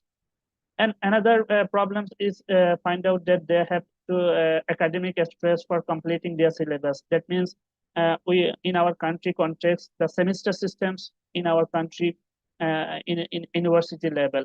Private university 3 semesters in a per year, and public university 2 semesters in per year. So semester systems create more academic stress, how to complete their syllabus, how to complete their course curriculum within this period. So it's a short time, a huge type of academic course curriculum they have completed within this period. So it's a big pressure for the students to complete their syllabuses. Also, Bangladesh is a big hub, big populations country. So it has a lot of employment opportunities lack of. So they have to create more unemployment problem in our countries. Also, they have to financial crisis in their families. So this type of problems close to related to the mental health problems, and it also create a stress among the youth generations to be mental disabled or mental health problems among the university students. And one statistics see that in recently published 2025, millions of graduates, that means a huge number of graduates, educated graduates, are strongly suffering from job crisis and high rate of graduate unemployment problem in Bangladesh. And the unemployment creates mental health problems like anxiety, depressions. Sometimes we see that they committed suicidal tendency among the younger generations because they don't get their expected job and they don't get their expected contribution in their families. So this is the big scenario for the among the graduate students, how to maintain their psychological scenario and their academic activities during the university level graduation programs. Recently, we have seen that statistics from Iassw Foundations, they have found that 100 plus students committed suicide in 2021, and 64% are male students, and 49% of suicide deaths occurred in 20 to 35 years. That means they are young people, they have to tendency to suicidal crime, suicidal committing suicide in their during the education period. So it's a big concerning issues for our societies, how young generations committed suicides and falling in mental health problems, depression. Also, they have getting involved in drug addicted. So it's big challenges for us to dealing with the university students. So I think that those problems motivated to motivated any crime or any delinquency in our societies. So I think that these problems dealings by the clinical social workers, how to handle their mental health situations, how to cope up with their academic stress, and how to maintain their expectations and to give alternative way to getting government jobs or private jobs. Also is a big issues for our governments to introduce a clinical social work program in university levels. But little bit psychology department have guided them as a counseling sessions is a little bit, it's not adequate for the students actually that don't guidance or they don't any counseling support from the university authority. So I think that university education systems to be modified through introducing the clinical social work program and practicing a scope for the university students to building their psychological problems and to reduce their mental health stress in our countries. And this is three scenarios we have seen that. So we have faces a lot of challenges to recognize or to practice clinical social work in Bangladesh context because clinical social work is a new professional concept in Bangladesh. Still now, social work is not recognized in Bangladesh. So I think that is the big challenges for introduce clinical social work practice in Bangladesh setting. And also a lot of education and training facilities are not available in our countries. Only pioneer of master's program in Bangladesh, only one institute provided clinical social work master's programs for the students of university level or others level. So it's a big challenges for us. No professional body or recognition. Clinical social workers professions are replaced by non-professional staffs. That means a lot of non-professional staff from other disciplines, they are practicing informally clinical social works in their different settings like medical settings or other settings. And also unwillingness to accept the medical practitioners, they have no interest to accept our as a clinical social work in their settings. And challenges of field practicum, shortage of budgets, absence of coordinations, awareness issues is the big challenges for us to introduce clinical social work. So I have suggested for the context of clinical social work practice in Bangladesh for introducing clinical social work in First, we have to organize and proactive professional association.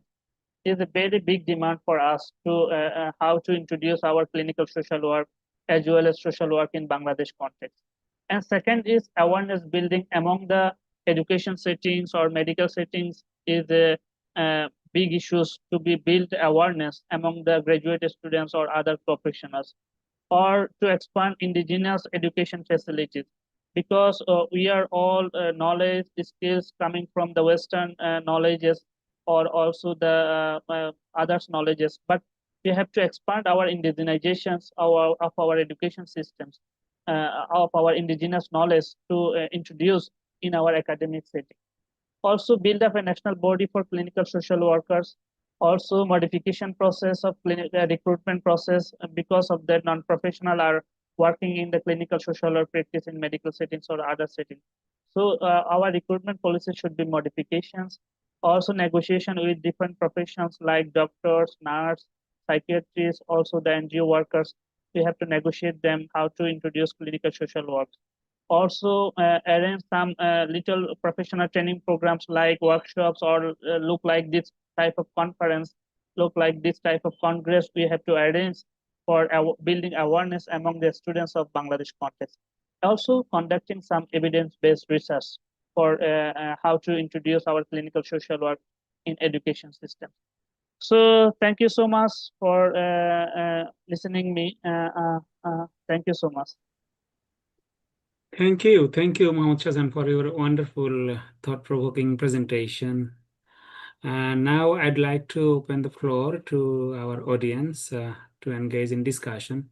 If you have any questions, comments, reflections, or if you want some more clarification or information, please feel free to share.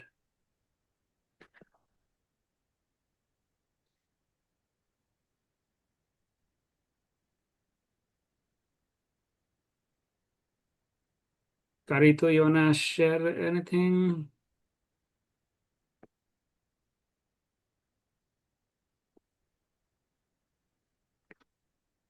You're muted.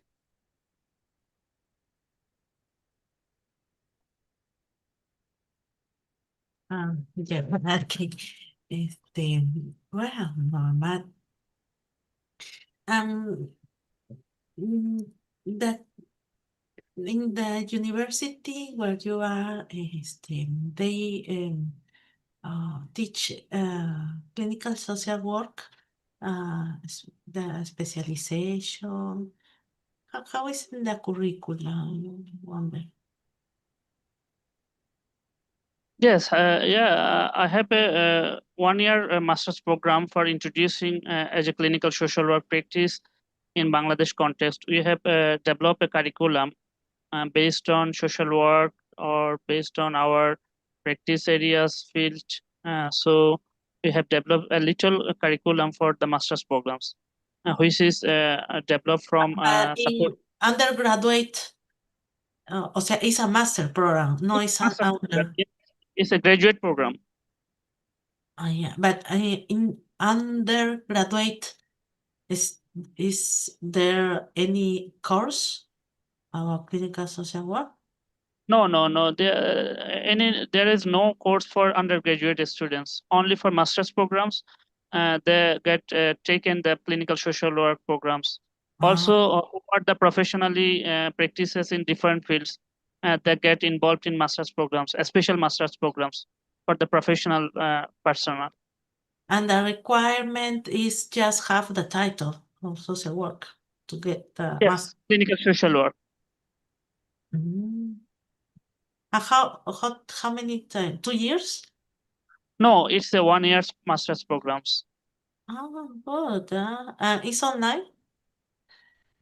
Yes. Online? They have online or is it presential? No. It's a offline, totally offline master's programs. Oh, very interesting. Wow, it's good. In my country, we haven't had yet. No, Yes. not yet. Okay. Still, in Bangladesh, clinical social work is emerging. University of Dhaka, Mohammad Shahjahan, he's a teacher there, faculty there.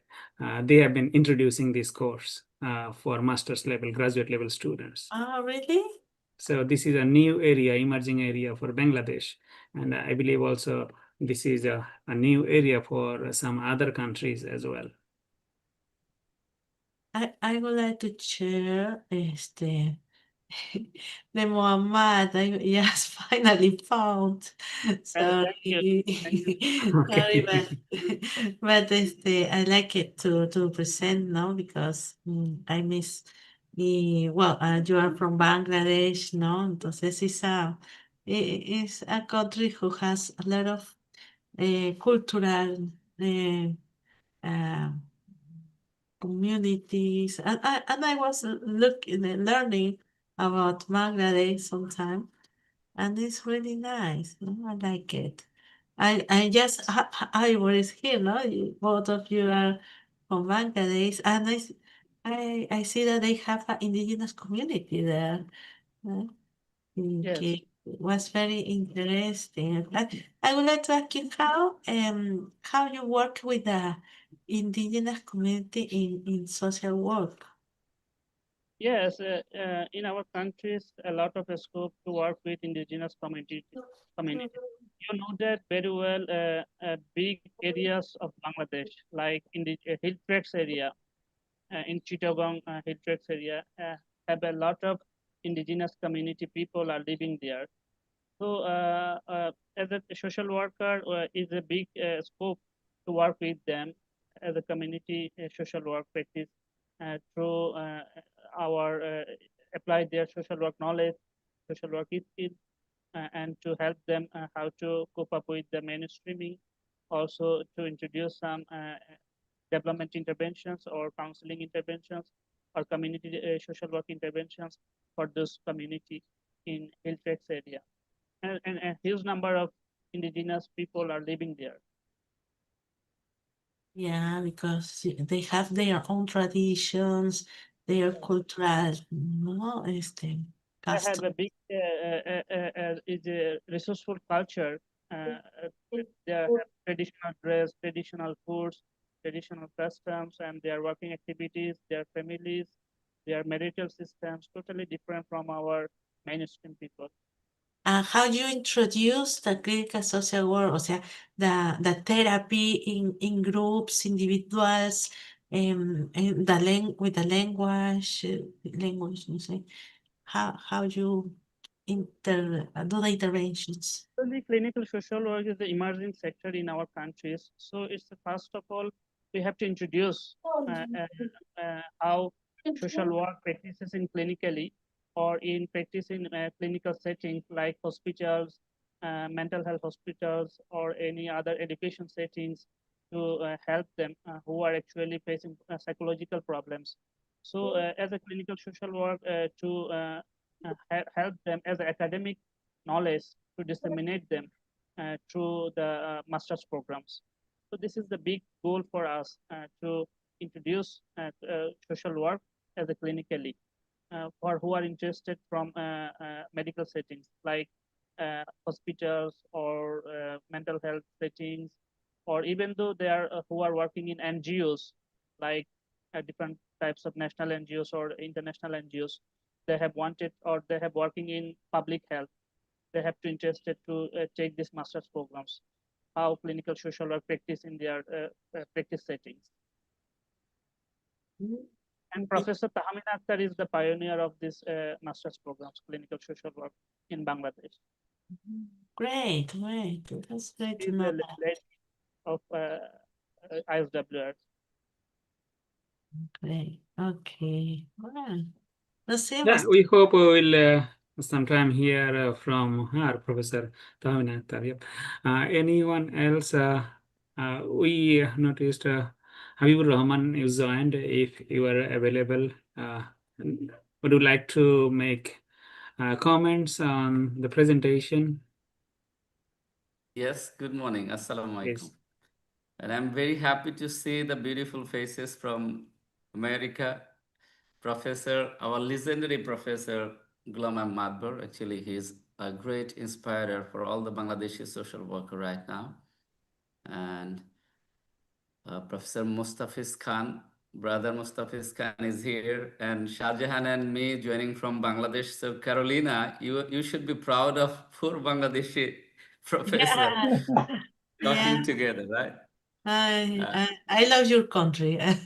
No? So many Thank you. So next time you must come and visit. I was just listening to Mr. Shahjahan's presentation. It was totally awesome, and it's a holistic presentation regarding aspects of clinical social work intervention and the reasons behind its practice necessity and the current situation from school to tertiary level, how mental health hazards been happening in all the stages.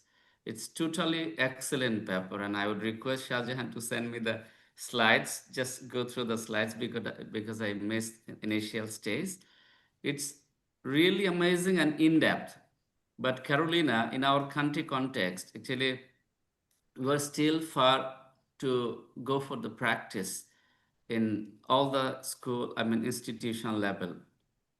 Social work, ISWR, Carolina, you must be happy. ISWR, Institute of Social Welfare and Research, is the pioneering institute in our country to introduce social work. Professor Ghulam Mohammad, Mr. Shahjahan, Professor Mostafiz Khan, except me, they are lucky to be the graduate of that institute, and I have had my MPhil from that institute, so I'm also lucky to be the part of that.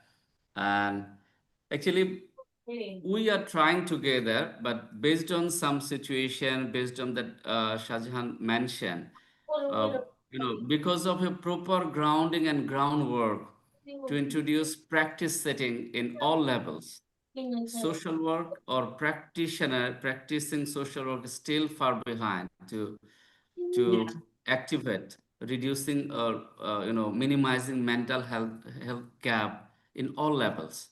Some NGOs are working, some psychiatrists are working from psychology background, but at least it's giving us some happiness from the ISWR that many scholars from different fields and from social work also, those who have graduation and masters from social work, psychology, anthropology, and other discipline, just have even from physiotherapy, so far I know, So after all these degrees, they are highly interested to have the prestigious degree on clinical social work, just to be introduced as a professional of clinical social work. But because of recognition or formal affiliation or statement or situation, we cannot go for the practice properly. There is a big gap, but hopefully in our country, over the last couple of years, by the intervention of ISWR and of course Professor Ghulam Ahmad, he is frequently coming and visiting all the universities here. So it has impacted a lot, and we are hoping so that very soon, it must be implemented in many areas, many universities, college and school level. It's possible. And as you know, all four speakers here in the dais are from Bangladesh. So definitely it must create a big applause and vibrant in clinical social work very soon. We are thinking so far. Because And Dr. Golan, no? Ah, yes, good, of course, good, of course, no? of course, of course. That's He great. is such a legendary professor in social work who is really bringing us all together in the whole world, not in Bangladesh. And I do firmly believe the topic is very relevant in the country context, current situation. We are going through some mental health hazards in all aspects and every space of life. So in my presentation, I don't have any slide, but what Shahjahan mentioned, really he covers all areas. So I will just share my experiences over the last couple of 2-3 years so far, I think, with the relevance of Mr. Shahjahan presentation. And he did totally wonderful. I just attended the last part of his presentation. Excellent. He covers all the areas of mental health issues and how clinical social work can be a good supplement to reduce mental health crisis and upbring the stability in school, college, and university level facing the current scenario, political and other crises of our country. Thank you, Shahjahan. Thank you, sir. Thank you. Actually, sir was calling me. I was then sleeping. I have not Thank you. seen actually Habib for a long time. I think I just don't need to say a few words, okay? Thank you. First of all, I apologize that I missed Shahjahan's excellent presentation I have been hearing. He always does it. As I mentioned, that he's a topper in my alma mater where he's teaching through BSW, MSW. Brilliant, intelligent, scholar and a young professor now. In my speech, I mentioned a few things about the clinical social work. I tried to bring the whole contextual thing about the clinical social work. I said that without professional recognition, which just Habib mentioned, without professional recognition, it's difficult to ensure quality clinical social work and mental health services. Because if you do not ensure the professional recognition, that means people they are always like some people manipulate all kinds of activities and profession. They are going to come and they're going to do in the name of clinical social work, unqualified kind of things. So that's something that, I just pick on actually what Habib said. And I have been, working internationally, nationally, as you know that I've been working nationally. I was member of the board of directors of CSW for the last 3 years. I finished my, the tenure in June 30th. And out of 5 commission, I was chair of the Global Education Commission. So that's what my national American leadership. Now I'm currently serving as vice president of the North American Caribbean Association of School Social Work, which is Canada, USA, and Caribbean countries, and also vice president of the International Association of School Social Work. I'm telling you that I am very attuned to what's happening in the global landscape about the profession and also the social work education. I must comment here. I do it because as I always pay attention to what's happening. Habib and Kerry too. I actually call her Kerry too, Habib. Both of you really doing something substantially. Habib mentioned about my alma mater, ISW, right? I think what ISW could actually contribute, I think Habib actually superseded. what he has been doing, not for Bangladesh, in the name of community, development, amazing thing he's doing, bringing. And I think if you think about like social work, he mentioned about me, one person from Bangladesh, I think everyone now recognize internationally is Habib. He's doing the things from the grassroots, not like from like what we call the so-called establishment, ISW and that kind of thing. So at the same time, last few years I've been watching, oh my God, someone from Peru is doing amazing work. And that's how actually I met Carito through Habib, met you through you because you participated in his conference, I participated, and I've been watching you that, what you have been doing, mobilization from grassroots, particularly without university affiliation. This is amazing. So kudos to both of you. My hats off to both of you. Continue to do this kind of thing. And, connecting Dr. Mostafiz and also Shah Jahan. I could actually, initially, I was not very involved with this, the Congress. And also before I say that, I must have to mention that Shah Jahan mentioned about Tahmina. Actually, yes, Professor Tahmina Akhtar. Because of the short time, we could not reach out to her. She's the one. She has been doing it for the last few years, clinical social work. She established a clinical concentration like the social work. So this is what we need to do. And I think in the future, we need to have more collaboration. I could actually connect, Carito to many, many places because of my teaching in 7 countries, visiting 69 countries in the world. All the time, whenever I go to another country, first thing I want to do is their social work university. And I know the people now. So I think we need to take leverage on our networking. And you have this, you mentioned about like, I'm yet to know more about Lilia and Johaid. I see they here, and other people. And I see Anish here also. But I know about Shah Jahan. I know about Habib. I know about, Dr. Mustafiz Khan. Now I know about you. We have the strength here. We need to take leverage on this thing. I will do my best to do anything, that I can do within my capacity in various administrative and leadership role. So let's not going to just see this as a platform. We need to move. We need to move beyond this. We need to continue working on this thing. That way we can bring actually recognition. Nobody's going to cry for us. We need to cry for ourselves. Social work, this is what my personal observation. We are always very laid back. We sleep. Other, like, as you mentioned in different presentation, like psychiatrists, psychologists, counselors, they're coming to a terrain, they smash it. Think about it, Professor Mohammad Yunus from Bangladesh, Nobel laureate, right, in peace. He's an economist. In his book, many times he mentioned about social work. And in fact, what he did for that Grameen Bank, giving credit to the people, it's all about social work. We had a whole program in Bangladesh at that time. It was sponsored by UNICEF, Rural Social Service Program. That's what exactly the model of the Grameen Bank.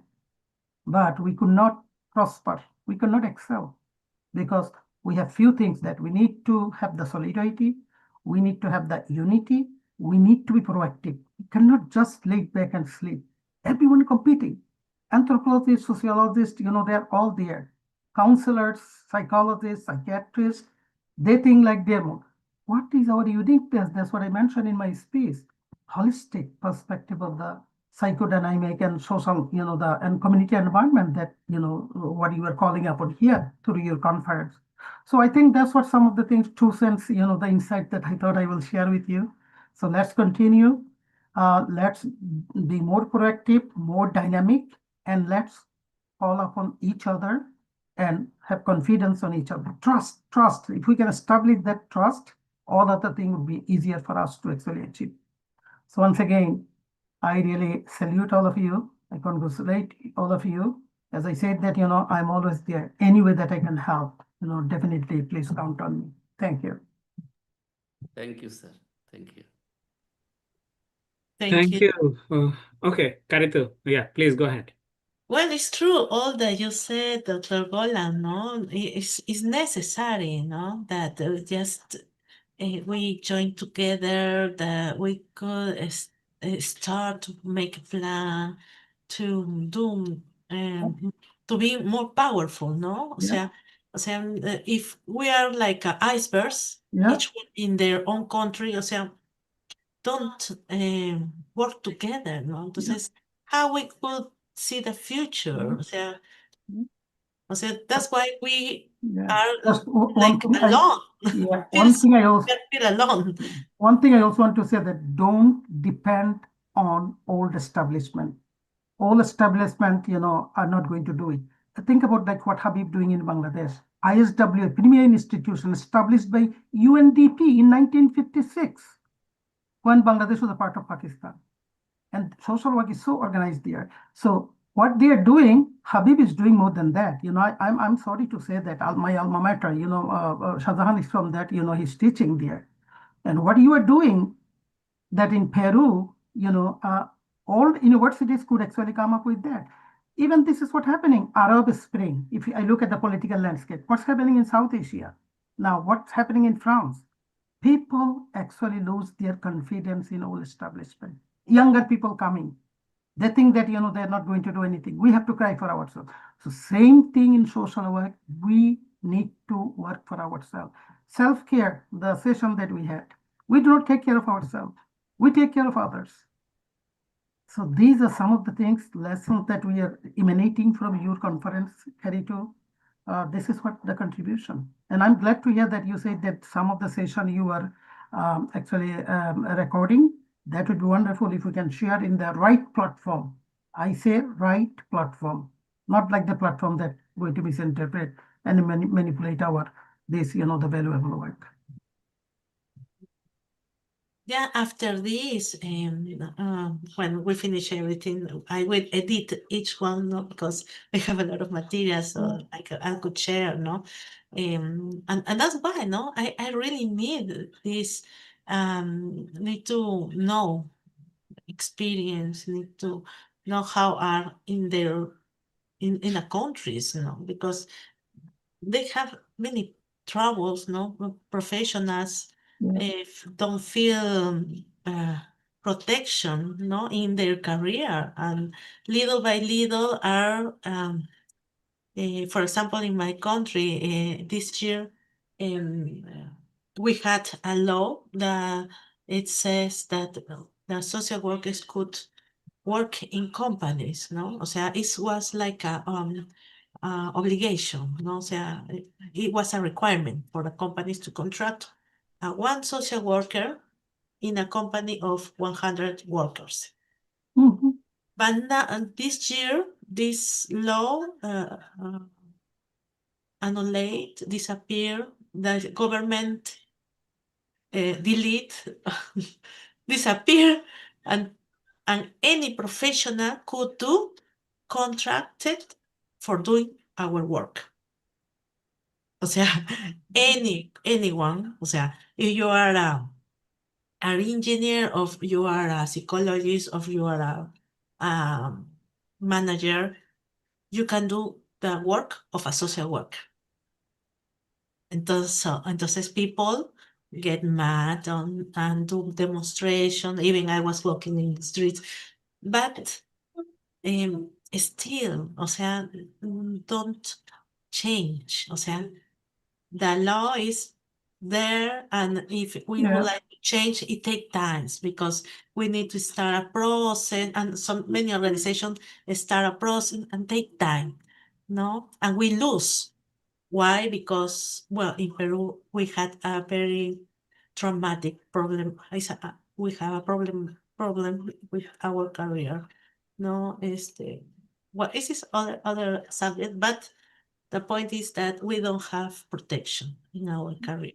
Yeah, that's why we have this situation, no?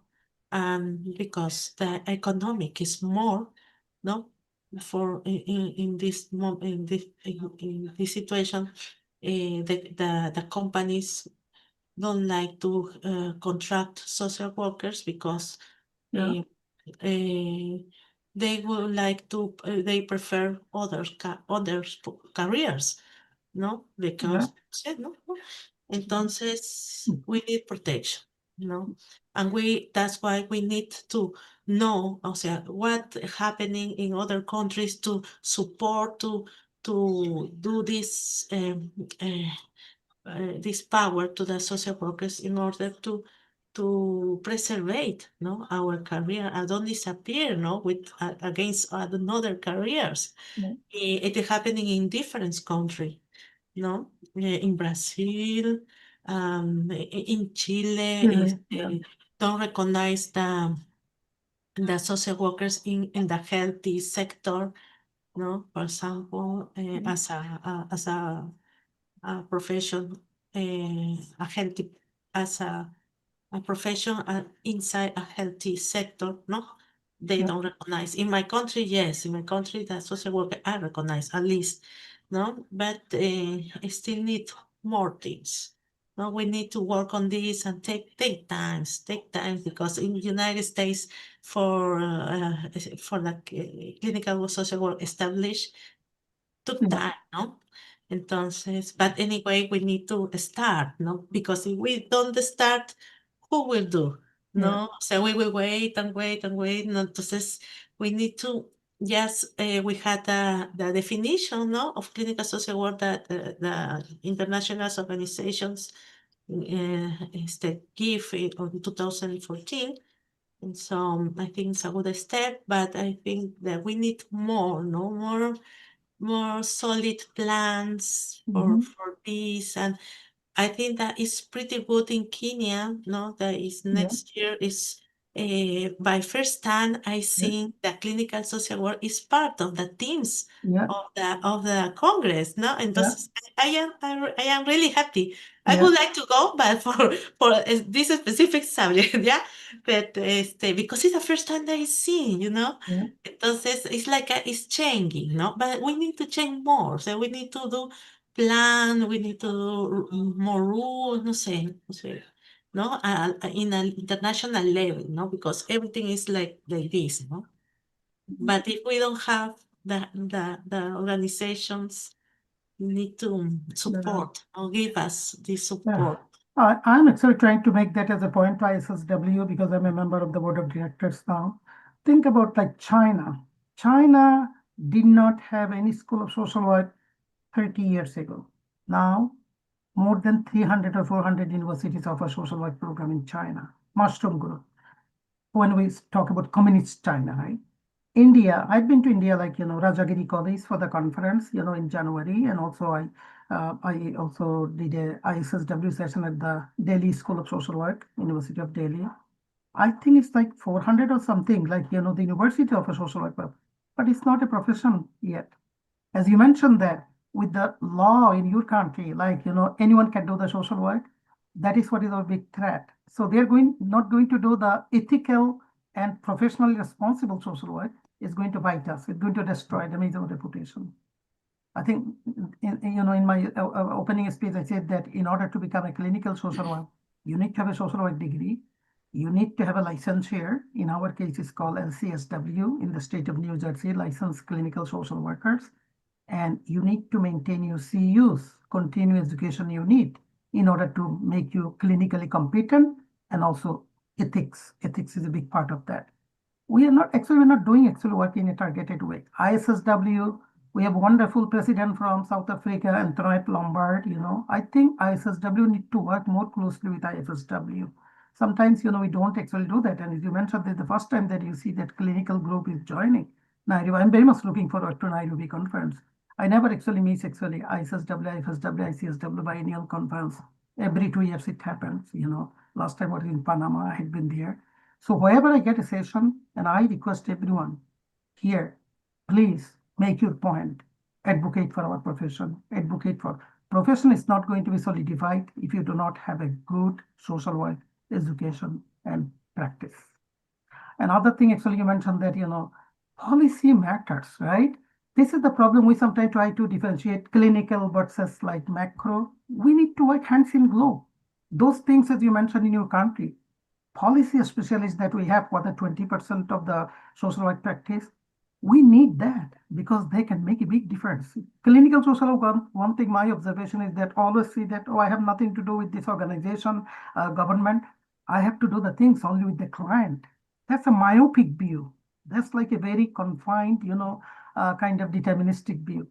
So, which is good that you are bringing that, momentum here now, carry to. That's what I think good part. You mentioned that about the policy now. So we need to work together. I know our major practice is like the clinical practice. I say micro, major, but macro also we need. We need to work like hands in glove. Otherwise, we cannot achieve our goal. Government will try to squeeze. They try to take advantage. They try to save money. So instead of hiring a professional, they go for quasi para legal kind of professional kind of thing in social work. That's not good for us, and that's going to cause more damage and to the reputation of our social work practice. Thank you. These are really good. I'm very happy to learn, and I definitely, I'm going to take it to ISSW board meeting. I think, we'll have the board meeting in Nairobi, and before that we'll have like virtual meeting. We meet like 3 to 4 times a year, virtually and also in person. So your representation to ISSW, IFSW, ICSW, ICSD is extremely important. Individually, we cannot do the thing. We need our group voice, organizational voices.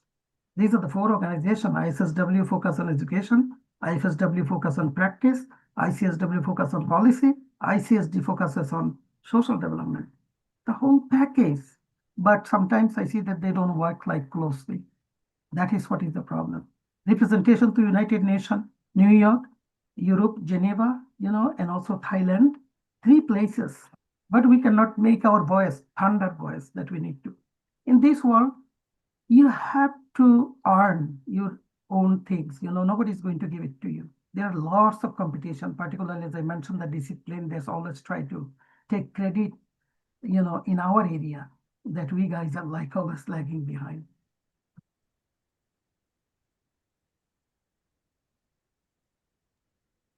Well, I was just listening. I thought like, okay, let it continue. And that was really wonderful and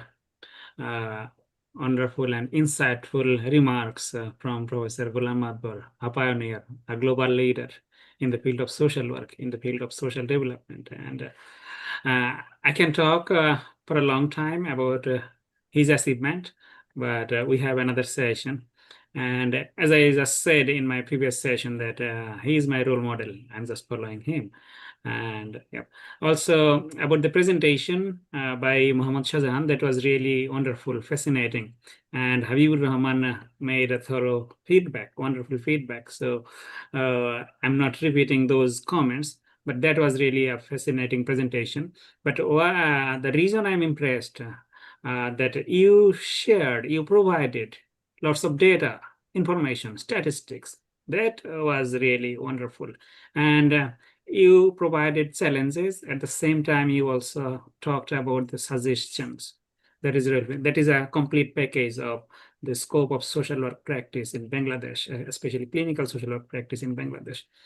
And having said that, I'd like to thank you, everyone, for joining this First World Congress of Clinical Social Work. And we are inviting you to join our next session. Thank you.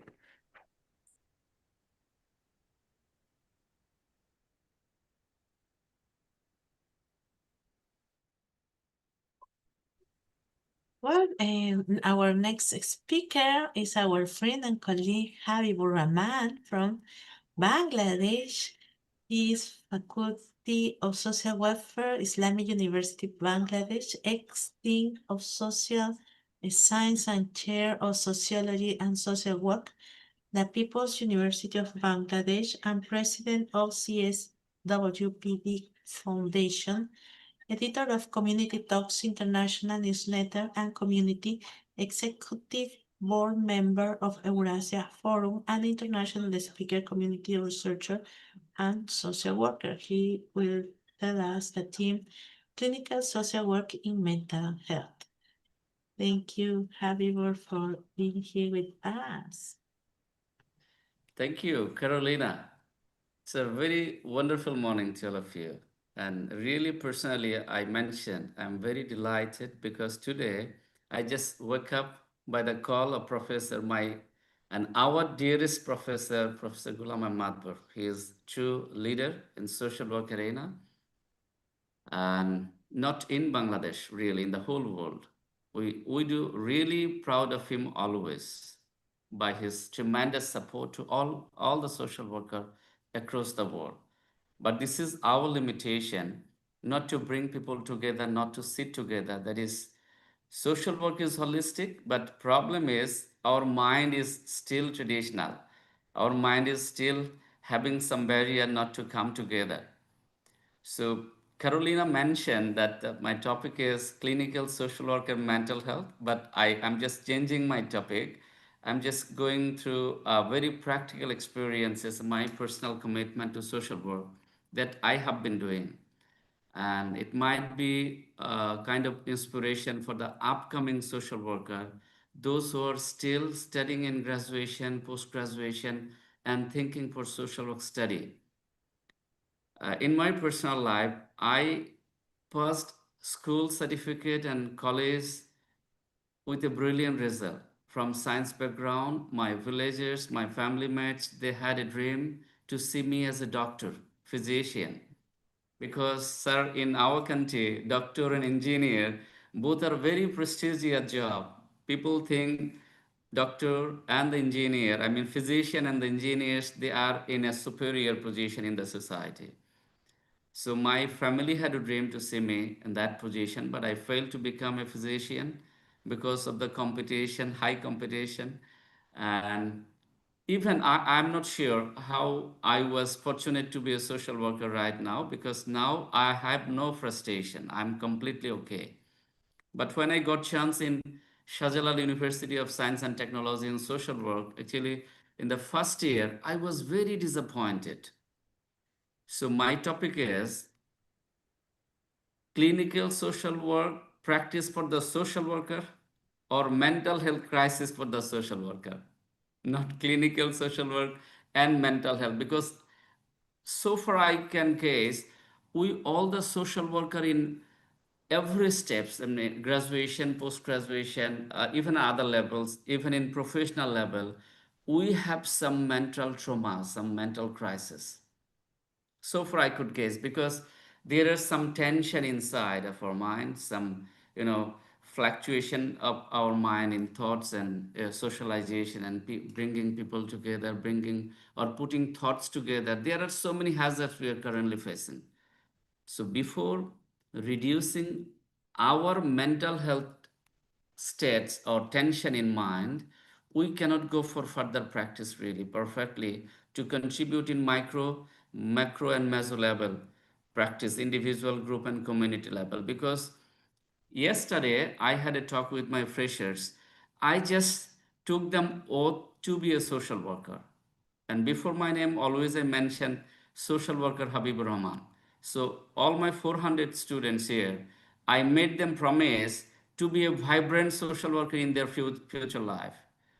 And before coming to that, to my presentation, I should say, when I was student of Shahjalal University in honors level, initially I was very upset. Gradually, I just go on. I took English as a challenge because we are Bengali speaking people. I had to go through a huge pressure and problem in academic arena. Practically, that was also create some mental hazards in my personal life, because all my friends answered or performed everything in Bangla version.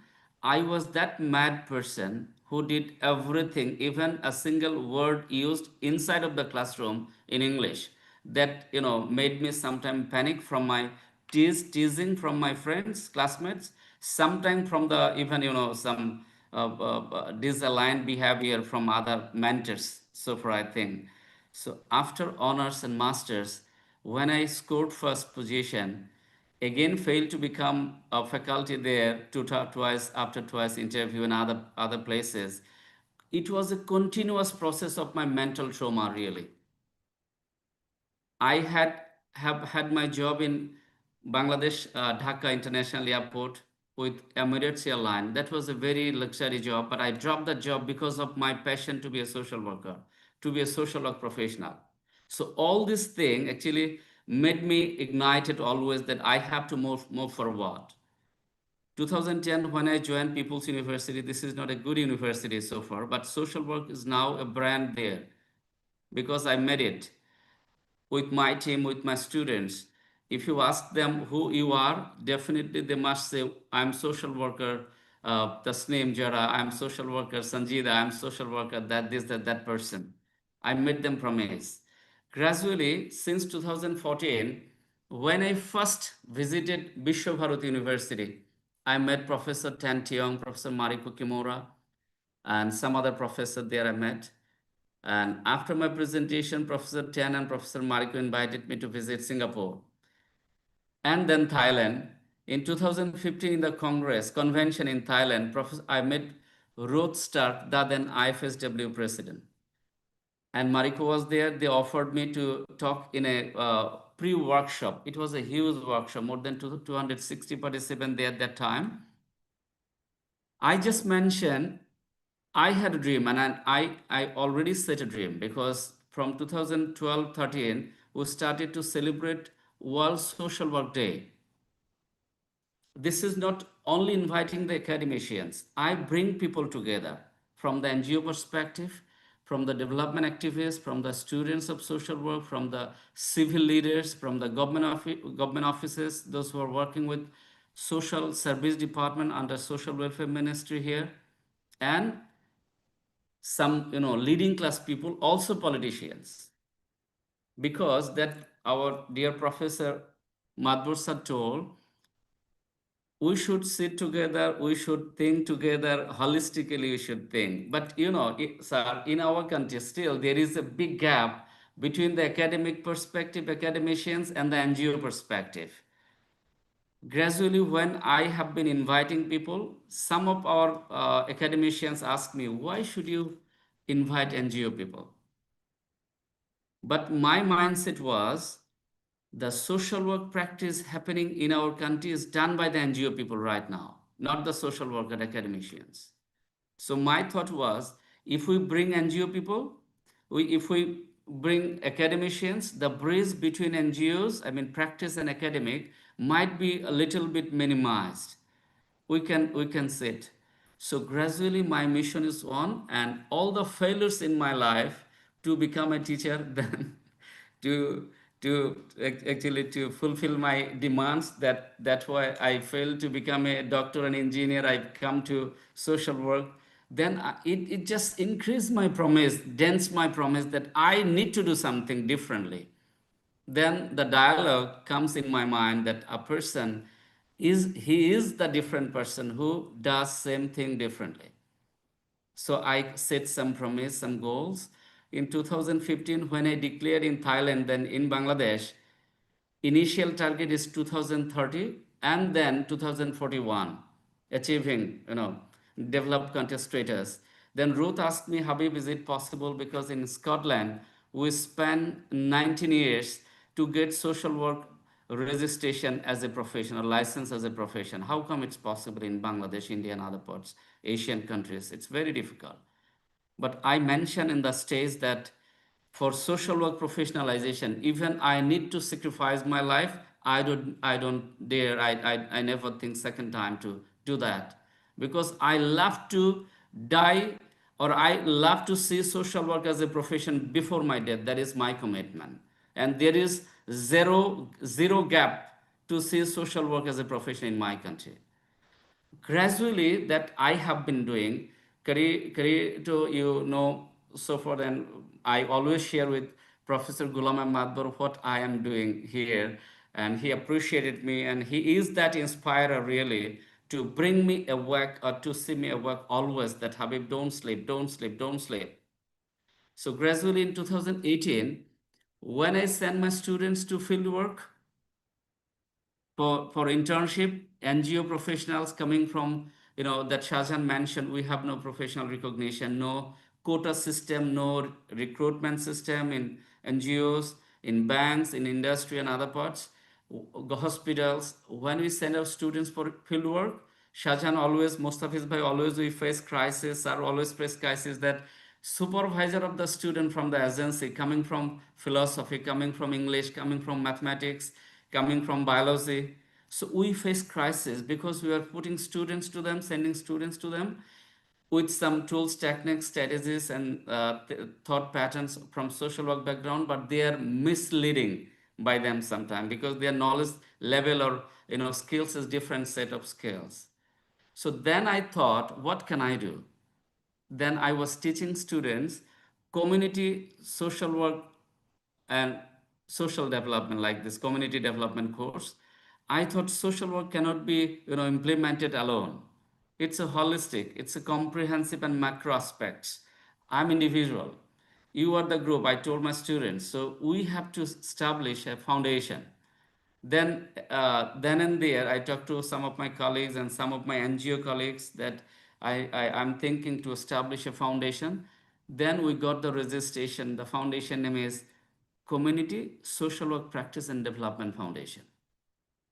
We're starting hosted international conference, and sir, we should proudly mention that last year we have hosted our 7th consecutive international conference by the title WSWD, World Social Work Day. We just made it a title based on the theme.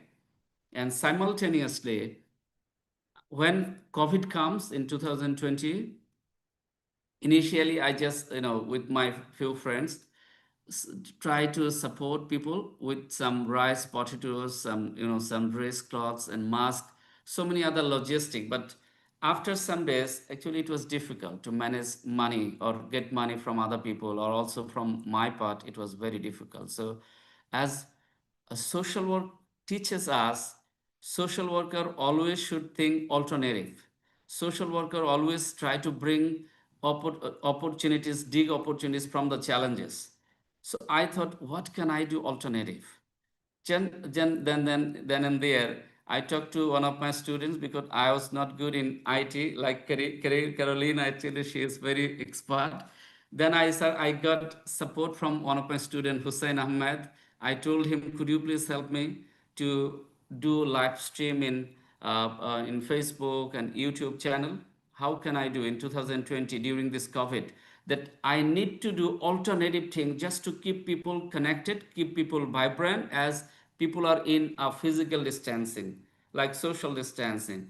So as a social worker, what can I do? Then I start doing live stream. I invited many of you so far I could recall. Anish Kaur is here. I invited Professor Madhur sir several times. I was not connected with Caroline at that time, but so many scholars attended our community talks. Then in my brain, as we established the foundation, Community Social Work Practice and Development Foundation, we started a YouTube channel named Community Talks. We started a Facebook page named like Community Talks BD because I love to mention the name again and again to see a better country, better world without bringing changes in the community by changing people, by changing group. It's not possible. So I could recall so far more than 80 episodes every week, twice in a week, we just hosted, and it kept a big buzz and vibration among the social work fraternity at that time. But gradually it disappears actually because of my busy schedule and busy life. And when COVID goes on, I thought, how can we keep the dialogues of the professor hard copy? How we can just keep. Then I started publishing Community Talks International newsletter. 7 newsletter published on different themes. The latest one was AIDS disease and social work, and coming one must be AI and social work, rights in social workplace. So many items are coming soon so far, and we have started to publish an academic journal, Community Social Work Practice and Development Journal. This is completely international journal. Studies with us, with this editorial board and advisory panel. And sometime we have been hosting, beside conference, some talks, some seminar, some group discussion workshop being held in. So the feedback actually over my journey across the world, it's good feedback from the people. If I start again telling from the last of my outcome, yesterday we had a freshers reception. I joined this university just on last March, 9th of March. In 18th of March of this year, World Social Work Day happens. So far, I could collect the data. in our country, only one university till today, maybe, sir. That is Islamic University Christian, where I was. After 8 days of my joining, we have celebrated World Social Work Day in a big way. 145 young scholars in month of Ramadan. University was off, no classes there. Vice Chancellor sir asked me, Professor sir, Treasurer sir, Habib, how it's possible. I was very newcomer, just 8 days of my journey of this university. But before the day, I talked to my chairman that if you don't celebrate World Social Work Day, then I have to go back to Dhaka. I have to invite my all old friends, fellow colleagues and students. I must celebrate World Social Work Day because it's my commitment. Then I come back again at night, so no worry. But I have to do it. Then and there, actually, she didn't stop me. I talked to my very new students. I didn't know their names, no faces, but in a Zoom meeting, I asked them, social work, you are upcoming social worker. You are studying in social welfare department, but if you don't have that feeling to be a social worker, to see social work as a profession, your degree will be, will be in vain. No, not bring any oath after the graduation. So come together within one day. Here so many challenges, sir, as this is a peripheral university. Everything, I just got the design from Dhaka from my experts, banner design, t-shirt design. Just within 2 days, we made a big rally, and administration and student are highly impressed. So yesterday in the freshers reception, our only commitment was, you can see the video in the Facebook, that we have to be promising, we have to be a passionate social worker. There is zero tolerance, because we are the social worker, we are coming social worker. And I tell them, if your parents phone you, call you, then you should say, or if someone asks your name, you should say, I'm social worker, then mention your name. Then social worker can, mushrooming in the whole world, mushroom in the whole country first, then we can conquer the world. But if you be shy to say I'm a social worker, then nobody will come and beat your drum to establish you as a social worker. So actually, I'm close to my end. I'm just telling, sir, one of the secret. Last 3 years, I got an opportunity to conduct a research of action research in some schools from Japan. Then I told them one condition is, it was the title of accelerating mental health, but I told them I must include social work intervention. If you agree, then I love to conduct the research. I love to conduct that action. Their plan was for 1 year, but I told them budget is not a matter. I must bring it. I must have it 3 years just to see the impacts. Because 1 year research or 1 year action in a school, actually the topic was accelerating mental health development among secondary students, that Shahjahan told.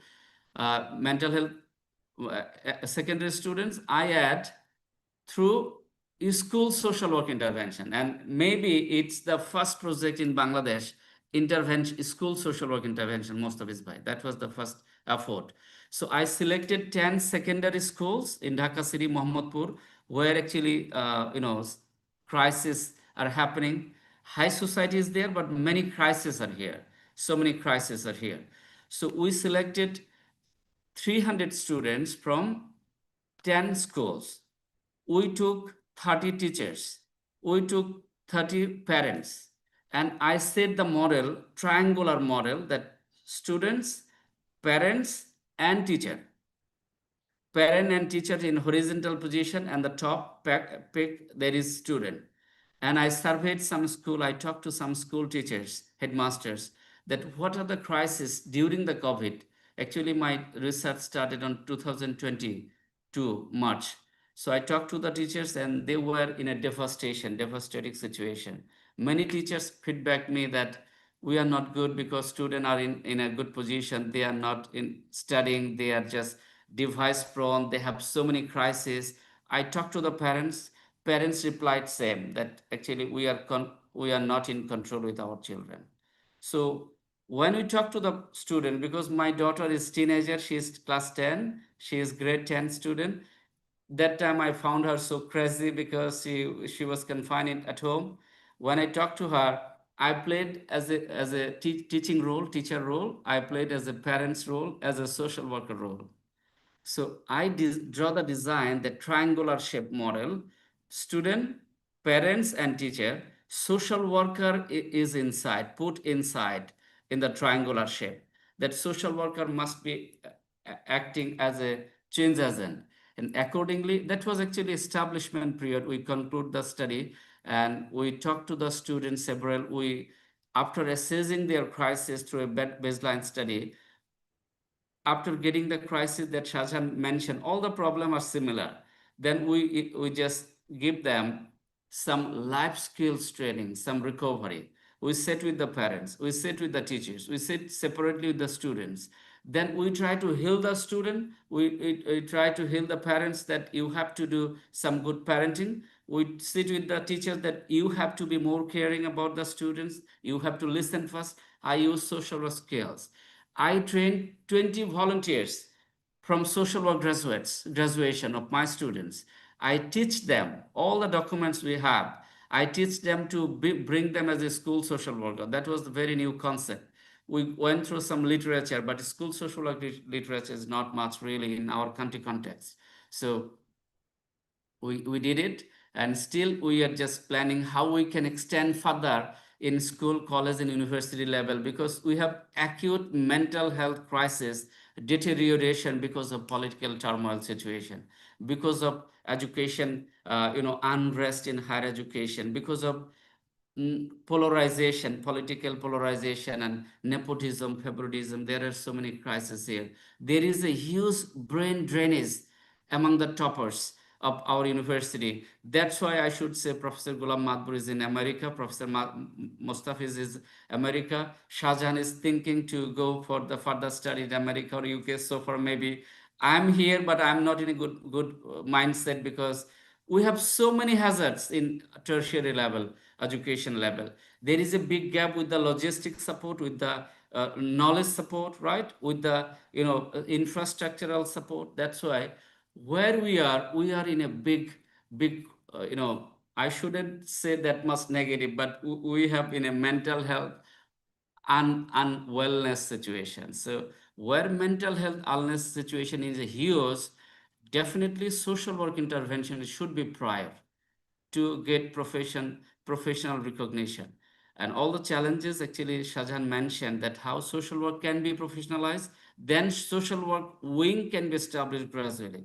But my heads off to Shahjahan and ISWR Professor Tahmina. Actually, lastly, Madam actually initiated clinical social work in ISWR, and I would request Professor Ghulam Madbur sir to come frequent to our country, sit again and again to bring all the social worker together. I have been fighting to bring people together with facing so many challenges, sir, so many challenges. Fund crisis is a big issue. Venue is a big issue. Getting people is a big issue over the last couple of years, because I could understand that I'm not doing job in a prestigious university. So when I invite my colleagues, my friends, my teachers, it's very natural. They think that this is not a prestigious forum, prestigious social work platform. But lastly, they agreed so far that I could realize all the academicians, isn't it, sir? All the academicians thought that having platforms is not bad so far, right? It might impact on social work journey. So we should help him. So now I can invite, and I'm getting support from all universities, for many NGOs, that they are coming, they are interested to support me. They are boasting me always. And the lead actually, Professor Ghulam Madbur, who he is staying far, but he's caring of me always, that Habib, what you are doing. So that's all from my side. And we have so many things to do for actually social work graduates in all the universities, colleges, right? And then after all these things, we can put our thoughts in school level, train teachers, train the mentors, those who are teaching in secondary and higher secondary level. That might be a good effort, really. And last, I'm at the end. In coming November, 3rd and 4th of November, we are designing, as I'm out of Dhaka, still I'm out of Dhaka. I'm detached from all my connections, so for a physical connection. So I'm trying to bring them together in 3rd and 4th of November. It's not a big conference, but it's a policy intervention conference. I will invite you all. I will send you later. And some key professionals, of course, Professor Ghulam Madbar, Mostafiz is there, and other few our honorable teachers and non-academics also, those who are contributing in community building. We'll invite them. Selected speakers will talk, but other will join as a discussion and participant to put their thought together, how we can progress social work towards a professional motion and professionalization in our country. And I do believe these findings must be impactful for our neighboring country, India, Nepal, and other Asian countries where social work is not a profession. And I'm sure upcoming hybrid thought after the conference will bring some findings booklet. We will share it to our national and international collaborators and friends, which may assist us to think further for social work's professionalization. Thank you, Carolina, to invite me. And thank you, Mostafiz bhai, Professor Mostafiz. Actually, I met him yesterday evening and today morning. Most probably he's unslept today, this night. And Anishkar, actually, he's very close friend of mine. Lilia, Joya Hassan, and other friends are here. Of course, Shah Jahan and Professor Ghulam Madbar. He is the great leader, mentor, and inspirer of the social work fraternity. So we should follow him, really. I firmly believe. And we should bring his essence of knowledge and inspiration and motivation to practicalize social work horizontally. So far, I think. Thank you, everybody. Thank you. Thank you. Thank you. Assalamu alaikum.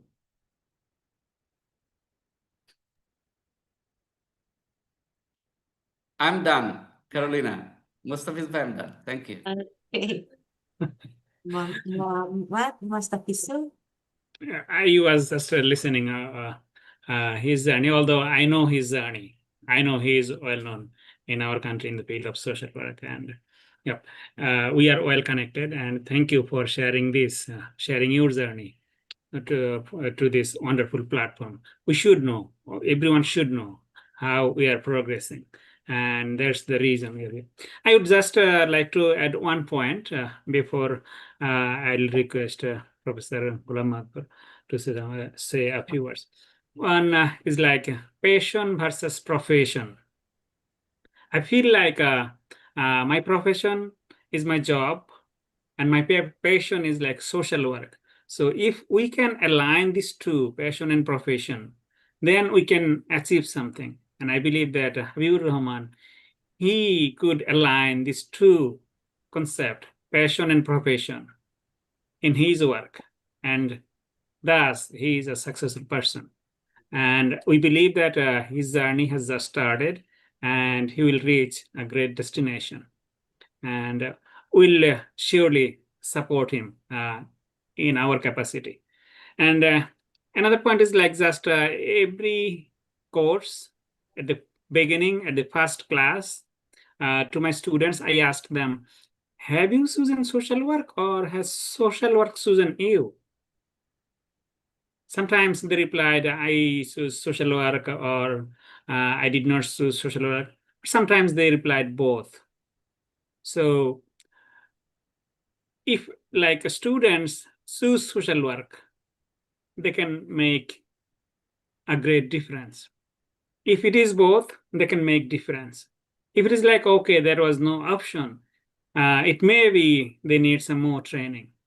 Okay, having said that, again, I am thankful to Habibur Rahman, the way he introduced me. I'm grateful to Professor Ghulam Madbar for connecting me with this platform.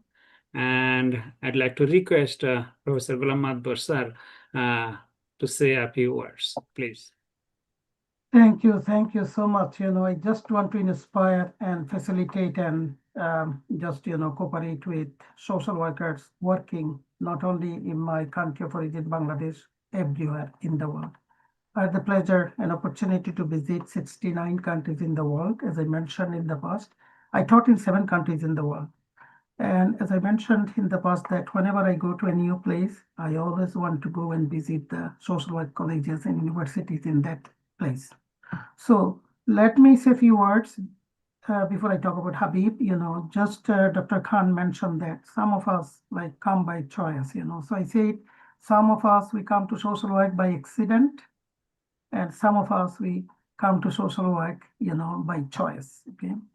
I think I have a lot of similarities with what actually Habib went through. In South Asia, we have many South Asian here. Our family, they want us to become doctor, engineers, lawyers, accountant, high paid everywhere, even in America too, also here. But eventually, once you are a real social worker, by accident or by choice, whatever the way you came in, if you really instill the values of social work profession and education in your mindset, you are a social worker.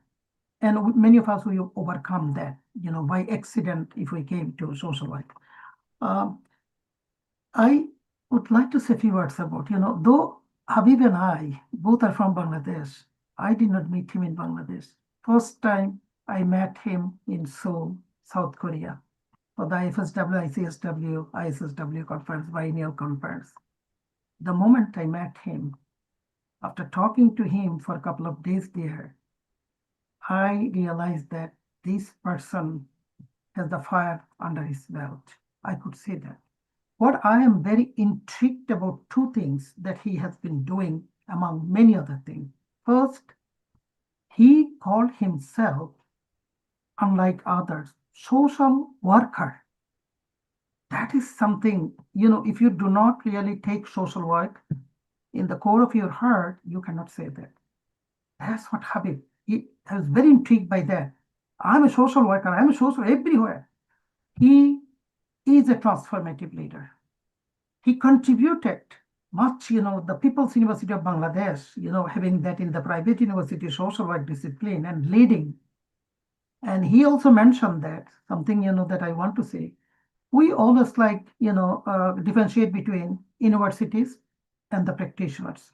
We talked about universities, non-governmental organizations. Largest service delivery systems in the developing countries are the non-governmental organizations. So you cannot just, bypass them.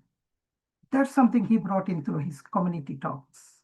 So these 2 things I'm very intrigued. Social worker, the movement he started, and the community talks. This is, to me, like amazing what he did. And also he mentioned about the attitude. As I said, that I had been fortunate to go to a few countries, recently I had been to India, I also did some work in Sri Lanka. I've done a lot of things, I've done work also, research work in Pakistan, in that part, Sri Lanka, Nepal. I sense that also in India, that unity and solidarity. So many universities in India, particularly, social work, started in 1936, Tata Institute of Social Sciences. In the United States, social work started in Ivy League, 1898, Columbia School of Social Work. So we have more than 125 years of history, in the United States. And India, 1936. Tata Institute, Rajagiri College, University of Delhi, just to say a few names, amazing, but still for the professional recognition, we are still quite distant, So that's what actually, what Habib said, that in his lifetime, he would like to see social work as a profession. He organized under his foundation. You see, this is a transformative, he's an institutional builder. That's another thing, CWSPD, that's amazing movement, what he did, because, to sensitize the issues, in order to bring all the parties together to fight for social work as a profession, to establish the role of social work in the stages of social development. You see, he's the first one that started the World Social Work Day in Bangladesh.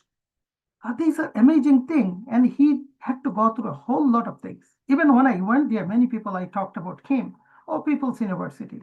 You see, this is the attitude, the myopic views of our so-called social work leaders is still killing us. And he did not stop there. He said, no, we have to do it. This is what we are seeing now in the South Asia, younger people going against the establishment.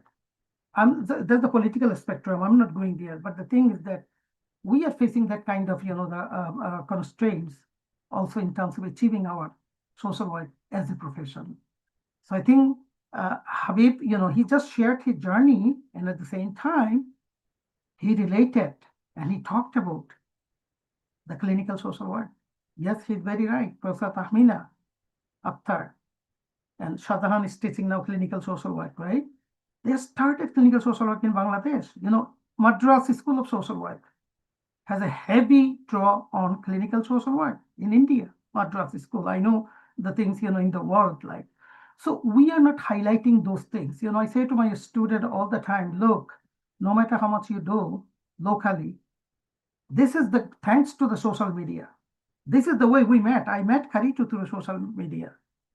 So whatever we are doing, we have to share it. Then society will see. Society will come to you.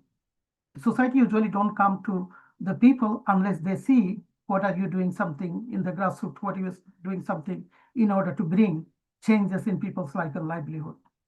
We don't care in the United States when we talk about like social safety net, subsistence, the farmers that we try to help. We are always labeled like communist or socialist. And National Association of Social Workers, we are very much advocating. So I think wherever we are, whatever we do, we need to make a kind of a storm. Otherwise, nobody is going to actually either two things we are doing. Either we are not going to the organization that can take advantage of our competencies and our services, or they are not coming to us. I don't go by the later. I want to go by earlier. We need to go. We need to establish this is what we do. So that's what evidence-based social work, what we call like, the social work in action, what actually Habib mentioned about the action research he did. So this way that we have to establish that. Otherwise, government will never recognize us. We need to cry for ourselves. We need to stand for ourselves. This is a wonderful platform that Karitu, another transformative leader, brought in, which brought all of us together. So that's what, I said that the work just begin. Let's continue. Don't just confine me with Bangladesh and other, the United States. Wherever I can help, please do reach out to me. I will do that. I've been working in many countries, actually, in fact, even in Mexico. I have a partnership for the last 25 years with the National University of Mexico, Universidad Nacional de Autonomous Mexico.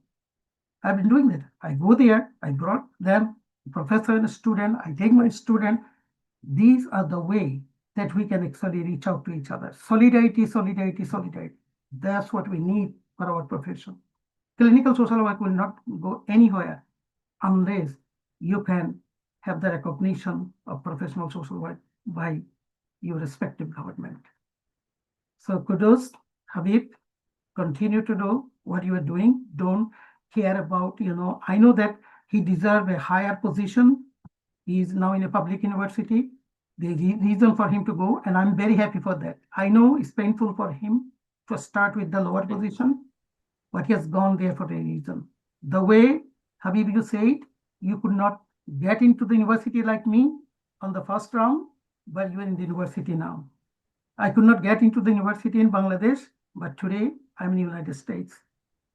So this is what we need to do. Don't stop. As you said, you are not going to stop. Don't stop. Continue. Someone will reach out to you. This is the vanity and beauty of our social media. If people are not going to those, the hegemonic people, old establishment are going to give you the opportunity, someone is waiting there to recognize you. And this is a platform that we got the opportunity to actually share our expertise and share our insights. And I'm sure this will make a big thunderstorm. And that way we can establish our role in the stages of social development. Clinical social work, policy, whatever we do, we are contributing to the social development. I mentioned about UNAM, National University of Mexico, 4,500 student school of social work. Whole campus is huge. And I came to know from them, 80% social development researches of that country, Mexico, come from the National School of Social Work. And Latin American Association of Schools of Social Work, this year celebrating their centennial journey, social work, 100 years of social work. I believe next month, November, they invited me to go, but I'm so occupied as a dean here in our university. I could not go. I feel so bad. And now I think in Qatar, just I got invitation from our president, Antoinette Lombard, that Qatar organizing some event on social development. And they invited what I would like to go, because ISSW, ICSW, IFSW, ICSD also giving some representative there to talk about the state of the art of social development, how social work can contribute as a grassroots organization and profession. Thank you. I don't want to actually take your opportunity. Please do feel free to, share your thoughts and give a suggestion, because this is our platform, how we can actually take leverage and excel in our profession and education practice. Thanks, Habib. Thank you. Thank you. Wow, well, such a great words, Dr. Golan. Congratulations to all of you, because each one has a work, in their countries. You keep in doing, and so this is a great experience you already have, and all work you have done. No, well, we try to facilitate, to integrate, to show up those experiences. As you said, you are just starting, no? Is what is a good step, at least. We will continue, no? We don't live and we don't have impossibles, no? I think that while we are alive, no, we can do things, no? At least if we join us, is you at least we could support each other, no? Entonces we could continue, and we can have a way, no, to getting better everything for our career and for the consolidation of the clinical society. Yeah, and just one more point, like as a Bangladeshi social work professional, we are always grateful to Professor Ghulam Mahbub for what you have done and for what you do and for what you are doing. So thank you. Thank you, Habib, too, because you it's the third day that he's going to the university because the schedules, no, but well, at least was today, Habib, no? Yeah, Yes, we got did, it. we have Yesterday, done. I also came early in the morning. I was waiting for my session. I thought yesterday was my session that finally I could. But finally, Thank yeah, you, Carolina. and this. Thank you It's so very easy to get confused because the time difference is 10 hours, right? No, 11 hours, I believe, Habib, right? With Peru, I Yes. think 11 hours, yeah. Yeah. I had to move Anish, Sakti.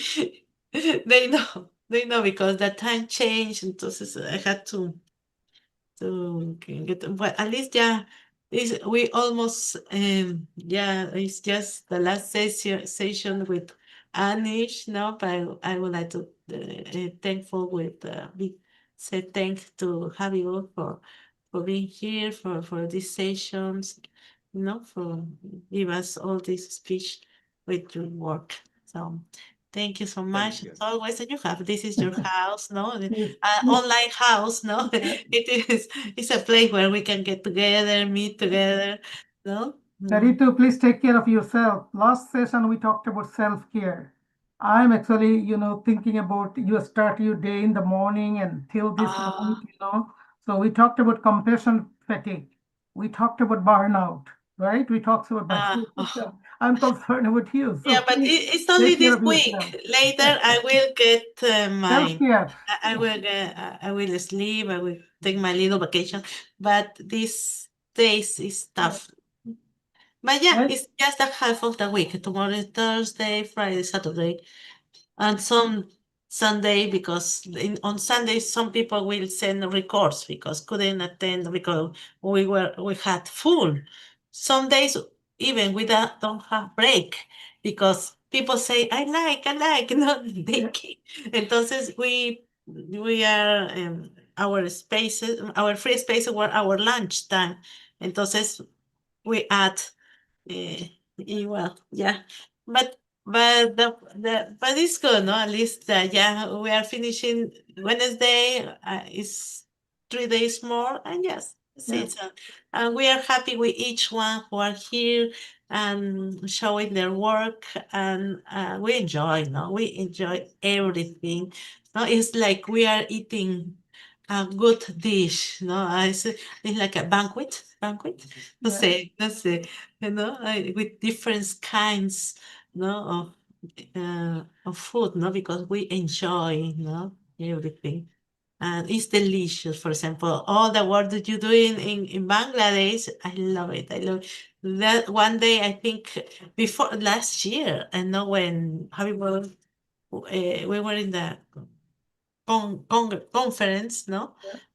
I start to look how was Bangladesh, the lakes, the rivers, the indigenous community. I was like to know how was Bangladesh, ¿no? Entonces I know now how is there. Y I like it, no? Entonces I know, I understood some of the viewpoints you have because I had my own research and I think that every country has their own culture. Yeah. We are powerful, no, in culture. In, in It's a way, no, to interchange realities too. I Yes, call it that Carolina. uniqueness of each country. We are all unique in our own ways, so we need to just embrace each other. We need to learn from each other. Thank you so much and nice meeting everyone. It's like 11:30 here, almost PM. So it's very nice to meet Professor Shakti Prabha. This is the first time, so I see everyone, Anish, nice meeting and seeing you virtually though.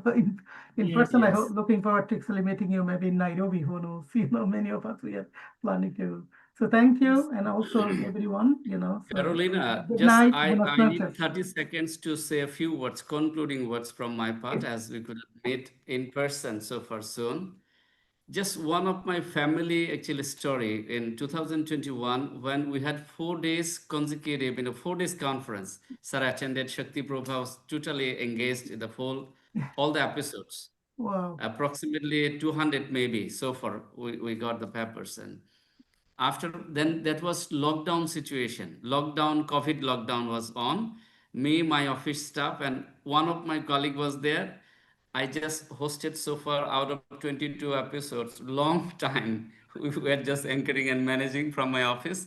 Nobody was there, university was off. And when I came back to my home, actually I forgot my wife's name. That what's her name is. It's true. It's true, sir. I'm not lying. Actually, it's true. Somehow I couldn't recall her name. So I apologize. I asked her, I forgot your name, please. Then she recognized me that you are a true social worker. You were a passionate heart, and I'm proud of you that you forgot my name because of the conference. You are completely engaged because she hailed from social work background. I always tease her, criticize her, what type of social worker you are. That Yeah, was he could have gone for social work officer. No, he claimed social worker. right, sir. Now she actually she rooted from social work, but she's doing job in Bureau of Statistics. But always she is promoting social work among her colleagues and anywhere. As I always share that what I'm doing every day. So that's good. And Shakti Prabhu actually she is very close friend of us. Shakti did wonderful job, has been doing wonderfully with our journey, with Carolina and me, and actually she's doing a lot. Anishkar is doing a lot so far. Thank you, and hope to meet you soon again soon. Visa is on, so far coming. Thank you, Carolina. From my part is on. Everyone. Okay, we still have one session left, and Anish will speak now. Thank you. Thank you. I have to So go. should Thank I you. leave now? And if possible, I will join again to listen to Anish's presentation. Yeah. We Okay. will still hear a little more. Let's speak now and we'll finish off. Thank you, everybody. Thank you. Thank you. Well,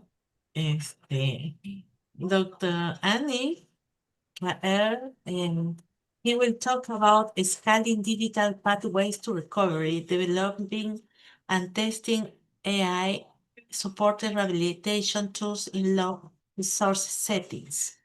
He's associate professor and a registered mental health professional with 25 years of experience. Served as head of the Department of Social Work at Rajagiri College and Marian College, Kutikkanam, chairman of the Board of Studies Social Work of Mahatma Gandhi University, Kannur University, and Rajagiri College of Social Science, and member of the board of Sri Sankaracharya University, and 7 autonomous colleagues. Author edited 8 books and published several articles in Scopus World Index Journal. So, is our final colleague, Dr. Anish. Thank you for being here.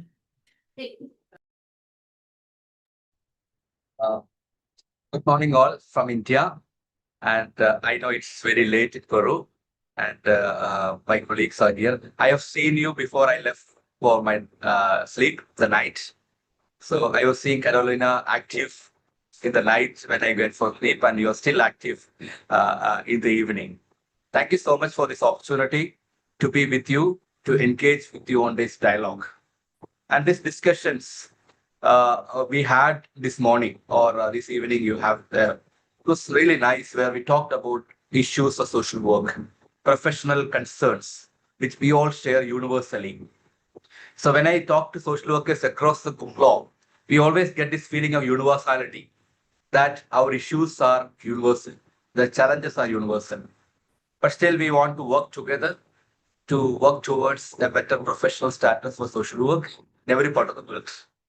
When you told earlier that, okay, now other people are started doing social work jobs, or others are permitted to do social work jobs, we also encounter such situations.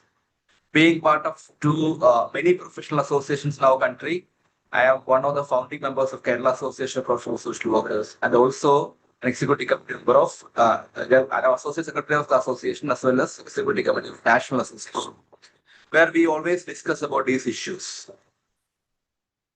When Professor Golam was talking about what need to be done, yes, we need to demonstrate what we can do. The demonstration is more important than we talk about issues. So I just wanted to present one of my projects. In that way, I'm trying to demonstrate what social work should do and what, in a little way, not a big deal, but little way, what we can do. I'm really happy to have my friend and colleague, Professor Shakti Prabha, here with us. She is a long-term friend, and I think she has connected with me to Carolina on this forum. So that is really nice. Thank you so much for being here in the morning. And my research officer, Elizabeth Dame, is also in the audience. So otherwise, I know that it's going to be online. And I need to take a little think that I have to move for another session because we have our Philo colloquium happening starting today, and I am supposed to be there in that meeting. So I will just make it fast so that we'll finish. I thought say 30 minutes I will finish by 9. That's fine. Okay, so let me come to my presentation. I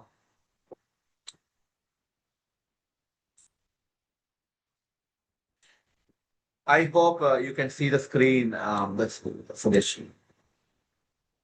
So this particular presentation is about scaling digital pathways to recovery, developing and testing AI support rehabilitation tools in low resource settings. So this is a demonstration of interdisciplinarity of social work. We have domain expertise. Clinical social work is one of the domain expertise of social workers. We run a program of in Masters in Clinical Social Work, preparing social workers to become clinically contributing people. We also develop a postgraduate diploma in clinical social work and counseling practice so that we develop professionals who are skilled in clinical social work practice. So I'm really happy to be part of this World Congress. And I need to acknowledge the contribution and support I obtained from the Indian Council of Social Science Research for this project as a major project funded by the Indian Council of Social Science Research, and also my college, Rajgiri College of Social Sciences, for the support they gave me to this project. Now, looking at the thing, I just quickly go into the thematic area. We know that homelessness and severe mental illness are actually a concern for low and middle income countries. Not only for low and middle income countries, across the globe it is a concern. So here, severe mental illness have a lot of stigma. In collective culture, stigma is more prominent, and there is social exclusion. There is sometimes repeated institutionalization happens for people with serious mental disorders. So when we look at our scenario of rehabilitation of people who are mentally ill, seriously mentally ill, we find that the rehabilitation systems are fragmented. They have constraints of sources and not very individualized. In that context, I thought from a perspective of, along with my colleague Elizabeth, and we have been discussing every day on this, what is the interdisciplinarity of social work and IT or technology or computer science? How we can, or AI, how we can bring in. Yesterday we heard from Dr. Shakti Prabha how we can actually integrate AI in our medical practice. We thought we'll do something to develop some intervention for working with people who are homeless and mentally ill, using the possibility of interdisciplinarity of social work and computer science. So we tried to develop an AI. There was a lack of structured, scalable tools for individualized planning. So we thought of developing a tested and AI integrated rehabilitation software. This is the project. So now why AI? We know that it integrates assessments, aspirations, resources, and individualized care. It improves our efficiency, scalability, and consistency. So when we develop in the context of India, but we believe that this can be replicable in other parts of the world where people can use this software for that purpose. So it is something. And Kerala is chosen as the location of this project because we have a lot of community-based initiatives for homeless mentally ill. And the care facilities are need to be structured. So that is the context. And I did my doctoral work also related to this field. Now we developed this solution called, its name is called Pragati Care. Pragati is actually for prosperity or progress towards success, progress towards happiness. So this software is known as Pragati Care. And we developed this an AI integrated software platform to strengthen psychosocial rehabilitation for the homeless person with mental illness. The main objectives where we talked about research questions. Can generative AI be adapted for individualized care in resource-limited rehabilitation settings? What is the tool's validity, reliability, and predictive capacity? We aim to develop and test scalable AI-assisted platform for care planning. It's known as Pragati Care. So the broader impact is to create a replicable model that can be adapted for diverse low resource settings across the country.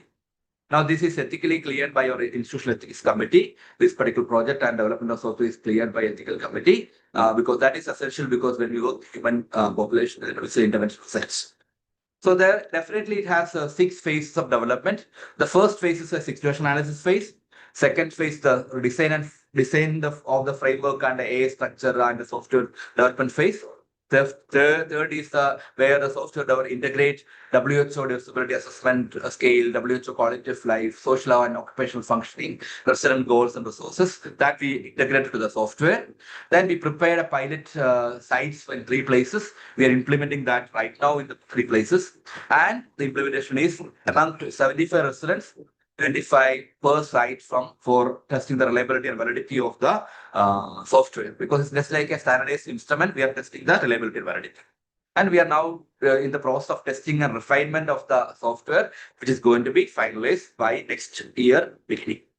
So this is the exact plan which I already discussed. So to briefly talk about situation analysis, how did we come to the software or the basic information for software? Initially, we did the scoping reviews. Literature review was done to understand the needs and challenges of people who are homeless and mentally ill. Then we tried to understand what are the technological interventions available for homeless people or people with mental illness or rehabilitation. Then we did in-depth interviews with the chief functionaries of rehabilitation centers. Then in-depth interview with the mental health experts. Then we had quantitative survey with 362 people who are homeless and mentally ill with serious mental disorders. Then we identified the measures for assessment that could be used for the software development. Then we developed a software. This software has this plan, this framework. The software has organizational profile because we need to develop an AA plan based on the organization's capacity. We cannot plan something which you understand what is the capacity of the organization based on the development. So organization profile is very important. The resident profile, the person with the homeless person with the mental illness will become as of the sorry. Then we have the pre-assessment report. We assess all the variables we have identified. Then we integrate AA there. AA or their care plan is developed, but we have a possibility of vetting that by a human professional, maybe a social worker who is working in the center. Then we finalize the care plan that will be implemented, and we will be doing a post-assessment. We can do periodic assessment of the progress of care or the rehabilitation outcomes of the person who are residing in centers. And we're trying to look at the challenges in this process, and we try to look at. So right now we are actually in this phase where we develop the edit, and we are already collecting the data on the 3 sites. It is happening. A is already integrated. We started developing our own plans. We had expert vetting of the plans developed based on some preliminary cases, and we found it to be useful. So that's we continue. So this application contains standardized assessments, resident aspirations, and organizational resources to generate a personalized, individualized care plan, which is our whole aspect in social work practice. So it has data management aspects, integration aspects, and standardized assessments. Now, in the implementation phase, we identified 6, those things are there, 3 sites and 20% fees, and which I already mentioned. Then we are actually considering only people with a serious mental disorders in the study, so that we need to have uniform people to work on this. And residential, we are taking data collection is in the process, and we are actually entering data in the software. So, in order to establish reliability and validity of the software, first is we are doing, after developing software, we are actually developing 3 AA generated care plans to be rated by experts. 5 experts will be doing. That is based on the statistical consultation. So it is not a discipline in terms of computer science and social work. There is a biostatistician involved. That consultation, we decided how to enhance the capability of or enhance prove the ability of the software to do the work it is supposed to be doing. So we try to look at the reliability. That care plan quality check rubric is developed. Based on that, the experts will be vetting it, and we will measure the agreement among the experts on quality and quality of the care plan developed. So that we establish there is doing the work it is supposed to be doing. Second is, we also need to understand the consistency of the software. So what we're doing is the same report, same data we'll give input several times and take the test retest results so that we understand the plan generator is same or similar in terms of maybe the language differences, but it's similar in terms of that. That also will be vetted by experts to see that the plans developed at phase 1, phase 2, phase 3 are going to be similar. So that we are established that the same data will generate same result. That means the individual plan software is going to be beneficial. Next one is we need to understand concurrent validity. For that, what we do is we develop the first we enter the data with regard to the details of the clients. Then what we will do is we will then do a human generated plan based on the assessment data. The human generated plan and the AI generated plan will be compared for consistency, for similarity. So if a human generated plan and the AI generated plan are matching, that means we can use this software for replacing a large number of human resources which are doing this care planning process. That's why we are intending to do that. That will be done as a that also will have a care plan comparison rubric based on the video plan. Then for the predictive validity, we are actually doing pre and post assessment of the 75 participants. We will be assessing in the beginning, and we give it 60 days time gap between the pre and post assessment. We do one more assessment because the time gap of the project is that's it, put in 60 days. Then we'll finish the assessment. This is the cost of the project. So we see that the outcomes. What are the outcomes? So the A enhances the care planning process. We develop personalized care plans. In a rehabilitation center, ideally, we should have a multidisciplinary team work together to develop a plan. which is not very much possible in resource constrained facilities. So we need to develop something which will can minimize that type of extensive human resource and financial requirement. For that, we are developing software. So this software will do the task of developing, and we are trying to look at the reliability advantage of it. So for a low and middle income countries, it's very, very important to reduce the cost of care. For that purpose, we can use this. So earlier we used to have, sometimes there was no individualized care plans or there was ineffective treatment strategies. So this can improve patient outcomes through enhanced AI-enhanced care. That's what we are intending to do. So it has theoretical contribution, practical use, and future directions. So academically and practically, when we look at this software and this thing, we are actually, as a mental health professional, my intention or our intention, our team's intention is to provide a platform which provides better facility for essential, best quality care for our people with the homeless people with serious mental disorders. And we are not just restricted to homeless people. It can be done with any person with serious mental disorders. So it is a demonstration of a reliable and feasible AI-assisted care planning system for real world context, which can be translated across the globe.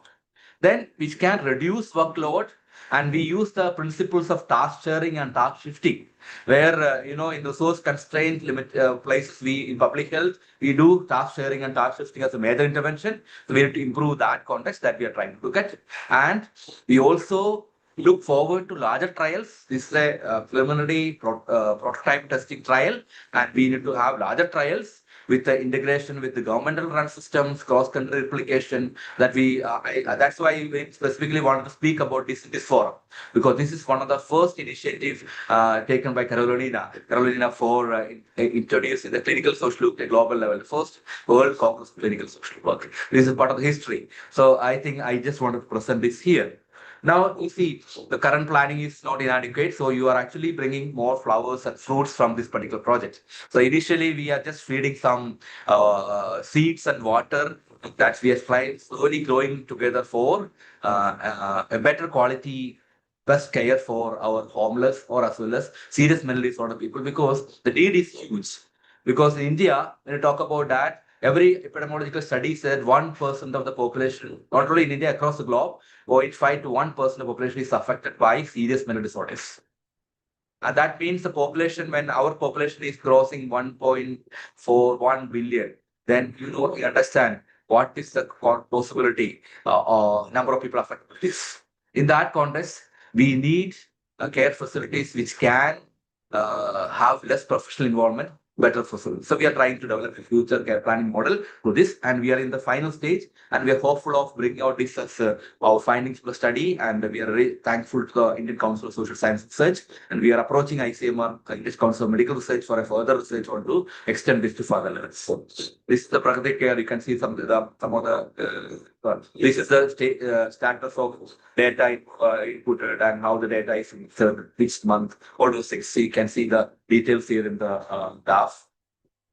This is the dashboard of the software after they enter, because it's not an app, it's actually a web-based software. If you want to see that, you cannot see it, but pragaticare.in is the platform we have this. So this is the screenshot of the website. So this is the details of once in every center they have registration, so they can see the names of people who have entered there. We have ensured that no personal data is shared with the AI at any point of time. We used a secured platform for keeping this information because of the ethical requirements. And no personal data, including the name, nothing will go to the AI for development of the software of the treatment plan, because we want to mask it, and that only the case number will go to the AI, and AI will generate the plan for you. And once we do that, we have the summary of the disability assessment scores based on the different standard tools they used.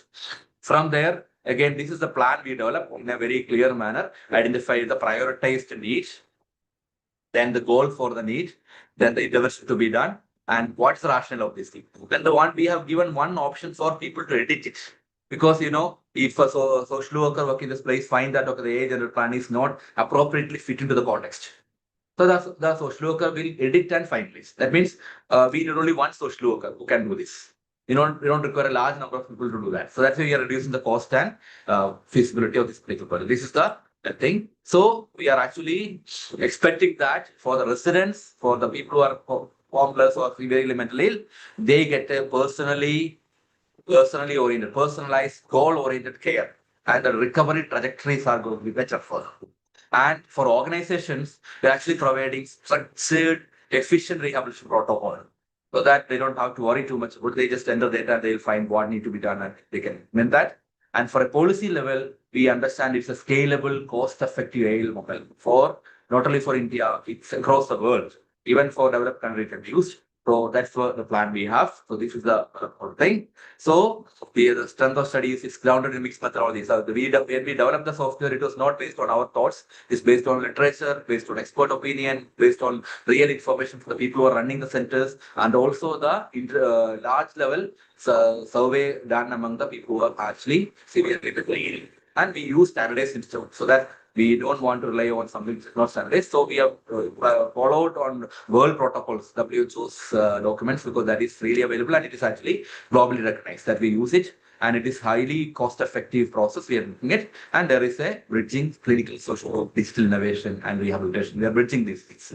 This is the whole context of the project. So we had several technical glitches in the process, which we cannot. When we work in technology, there are a lot of such things happens. Technical issues are there. Capacity, staff training is important in the beginning. That is something which we envisage that we are going to do capacity building for staff to use the software. Then there are ethical issues which we try to address all those things and minimize the risk and maximize the benefit of the project by in ethical ways. We try to maximizing the benefit and minimize the risk. So there is we try to do that in the best way possible to avoid any ethical constraints and sustainability, because this need to be adopted by organizations. Technology is sometimes stigmatic to people, and we have to engage people and make them to use that. That is something we are looking at, the challenges and considerations we have.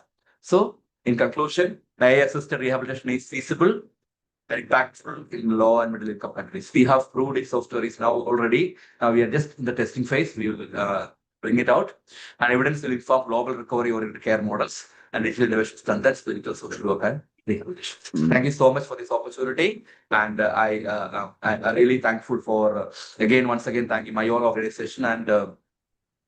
I can see Mohammad Khan ji also here from yesterday. And I know I can see the tiredness on his face listening to so many lectures from yesterday onwards to this time now. I'm really thankful for this opportunity and going yes. Thank you so much. And look forward to further collaborations and working together in various mental health and other aspects. Thank you so much. Collaboration is the key. Technical, social work, that's the key we have to work. Thank you so much.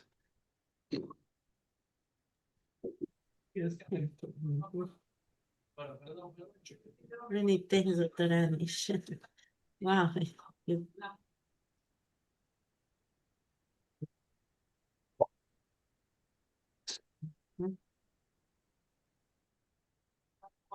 Well, Mostafiz, so maybe you can do some conclusions. First of all, thank you so much for your wonderful presentation. And I wish I could listen to the entire presentation. I missed at the beginning. I had to leave. I'm so sorry. I did not want to miss your presentation. Just by looking at the title, I can tell that this is a wonderful study. And when I saw your presentation with PowerPoint slides, that was really wonderful. And you talked about sustainability, you talked about scalability, you talked about different issues. That was really wonderful. And especially in low resources setting. And you also mentioned a post-unit like more than 1 billion people. So that is huge. That's really wonderful. And I really appreciate that. And just by looking at your slides, I can guarantee that this is a wonderful study proposal. Because basically I'm a researcher. I worked with several research organizations in Bangladesh, outside of Bangladesh. So that was really wonderful. And I wish I could communicate with you. I will, surely. And we hope that we, in the near future, will work together. We'll keep communication. Thank you. Thank you, sir, for your wonderful presentation. This was really wonderful.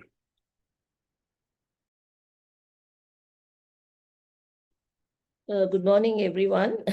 So actually, I just changed my schedule to attend Dr. Anish's session because I cannot miss it.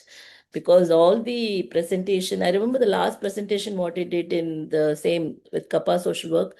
Still, many times I go through the video and see and come back when I really work on so many research.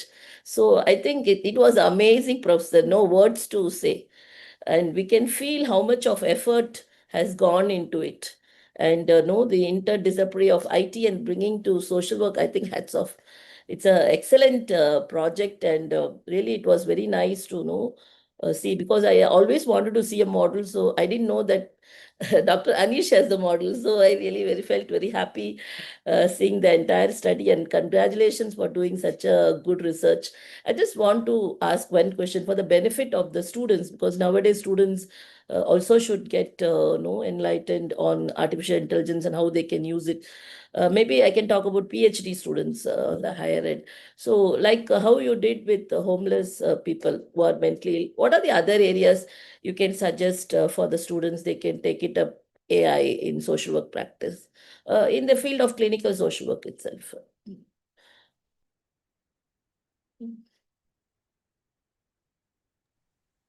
Yeah, and how many students participate on this study? In this study,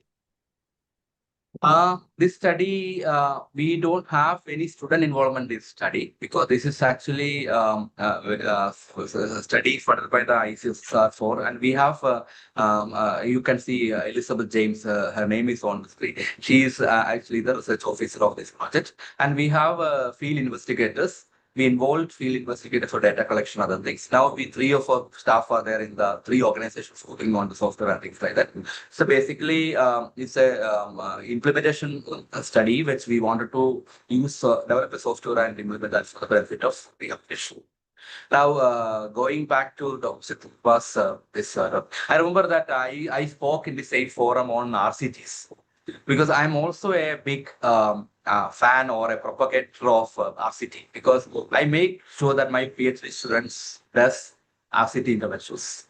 You know, one of my PhD student earlier, she got her PhD. She has actually done work with infertile couples, and she did an RCT with trial registration with the Indian Council of Medical Research. We have CTRI, Center for Trial Registration. Central Trial Registration thing is there. In CTRI registration, with CTRI registration, means that's officially recognized as a trial program. So RCT we propagate because RCTs are something which we social workers should do. Because we tell evidence-based practice, but we still continue to do survey research. That's one thing that I have emphasized in the previous talk. When I got an opportunity, I'm telling this. And so my second student, doctoral student, she did work with people with end-stage renal disease. Again, clinical social work. All are in clinical social work. End-stage renal disease, she developed a model and she implemented it, and it was RCT again. Randomized control trial with the proper trial session. Trial process excellently done. And with at least 5 publications in between the process. All are Scopus index publications. Now, what I'm trying to tell is that as social workers, when we talk about social work's presence in the world scenario, we should demonstrate. Only demonstration can help us to say that it's maybe it's milder, smaller initiatives like us what we do in simple terms. But when we come together, when it brought together, it's going to be beneficial for everyone. That's something which I'm always emphasizing. So whenever I get an opportunity in an association conference, I make it a point. I do a workshop on randomized control trial. I talk to the organizers. Earlier I used to ask them for doing that. Now people are asking me to go and do it. So I'm doing it, and I've seen that several times. Recently, from National Institute of Mental Health, one student started doing RCT, and he insisted his supervisor to call me to be his router committee member, so that because I inspired him to do that. I mean, I'm trying. It's not to do that, telling that for me, but it's a process we have to do. Now, as Professor told, now AI has a lot of possibility. Yes, threat also. So when we work with students, this is something which we need to be cautioning them. But again, it's very tempting. You know, the reward pathways are very high. Something you have been doing with 1 hour or 2 hours is done in seconds. So then how can we say that people will not use it? It's actually highly rewarding, reinforcing as the behavior theory says. So it is going to be there. Now we need to teach people. Now we have to start teaching people our own research scholars how to use that as a productivity tool rather than a replacement of your work, intellectual work. So intellectual work is replacements. You are going to compromise your brain capacity. You are going to lose that. But if you are going to use this as a productivity, so suppose if you say instead of you are using the traditional mode of literature search, you can go for literature search using a platform because that brings the information for you. But the reading of that, the internalization of that, they have to do. Otherwise, they're going to lose on that. Writing part they have to do. So that way we need to propagate our students to that. But again, it's very, very difficult because our students when fieldwork reports, when they used to write 1 page earlier, now they're writing 4 pages because it's okay to do that. A does it. But again, we need to check mechanisms. We have to do check mechanisms for that. In mental health and social work, yes, definitely. Because one example I tell you, when case studies are given in classrooms, and when the case study is discussed in the classroom, because they have no option of using AI. But these days I'll ask them, okay, one group will go to ChatGPT and search for this, give this case study and analyze whatever questions I gave and try to compare your results and with the AI results. Another group will go to Copilot and do the same thing. Another group will go to Gemini and do things. So there are a lot of learning happens in the process. Where when they compare, in the classroom you make them to do that means they cannot use AI. But then when otherwise, if you give as a homework, they'll do it. So you ask them to use AI to understand, compare these things so that learning can be better. So in classroom teaching, we can use it very effectively. And also in developing interventions. So social workers should be taught how to use AI for enhancing their productivity as a social worker. Or how effectively the intervention can be developed. So then when we were discussing about the comparison of the human-based AI output and the AI-developed output, then we were concerned whether our human-developed output be matching with the AI-developed output. It may not be difficult because the subjectivity is there. Based on your capacity you learned or the capability you developed as a professional. Depends on that in the human-based template will be different, maybe different. So in order to enhance quality of our work, we can definitely use that. In research, I definitely see that the possibility is that quality of work can be definitely increased. They can check the quality of their questionnaire or tool they develop. Maybe it's with a self-made instrument using an AI, not developing a tool. So, but again, it's very, very difficult to check whether they develop through AI or not, but it's very difficult to check. But again, there's a possibility that they can check the quality of their own tool using an AI, and because they don't have to wait for the supervisor's feedback. So in research, there's a lot of possibility. I mean, we can talk a lot about this, but AI is a possibility. Now, when Google came, people complained, now you should go back and read textbooks. Now, when we were students, we used to go to the back volumes of journal articles and look at journal articles and read articles. Now, there is no need. And we cannot tell people, okay, you should go and do the same thing. That's not going to happen. So AI is going to stay. We have to learn how we are going to use it responsibly, how we are going to use it for learning. And that's the key thing I want to share about AI, which is, and again, one passionate area of mine, because I always like technology. Technology is something which we need to use everywhere, teaching and practice. Thank you so much for the question. I know we can talk a lot about it, but we have time constraints for all of us. Thank you so much. Yeah, I see that it's a great software. No, you have different steps, treatment, goals set. No, o sea, you put all your database and they give you all the statistic and even the treatment. No, that's pretty cool. That's pretty cool, and congratulations, no, because doing this kind of project take times, no, it's a lot of work. Thinking how to design, implementing, and this is wow. It's how many months take you? This project. How many times? Sorry, how many This is times? actually 2 years. Now we are coming to the end of 2026 January. It's going to be 2 years. 2 years. It's a 2 years project, and there are a lot of time constraints. There are some limitations of that. So we are actually parking many things which we probably wanted to do in this process, which we could not do. So we are actually parking some of this for maybe for a next project. But there are a lot of things which we are learning this process. It's 2 years. It's quite a long time, but we have been working on this, developing this thing, developing the software, implementing it. All those things. It's actually a lot of tasks, but we are in the end now. So we are happy about the outcome. Yeah, but it's yes a good work. Congratulations. I think that you will have successful with this. No, it's pretty innovation. It's a good innovation for social work.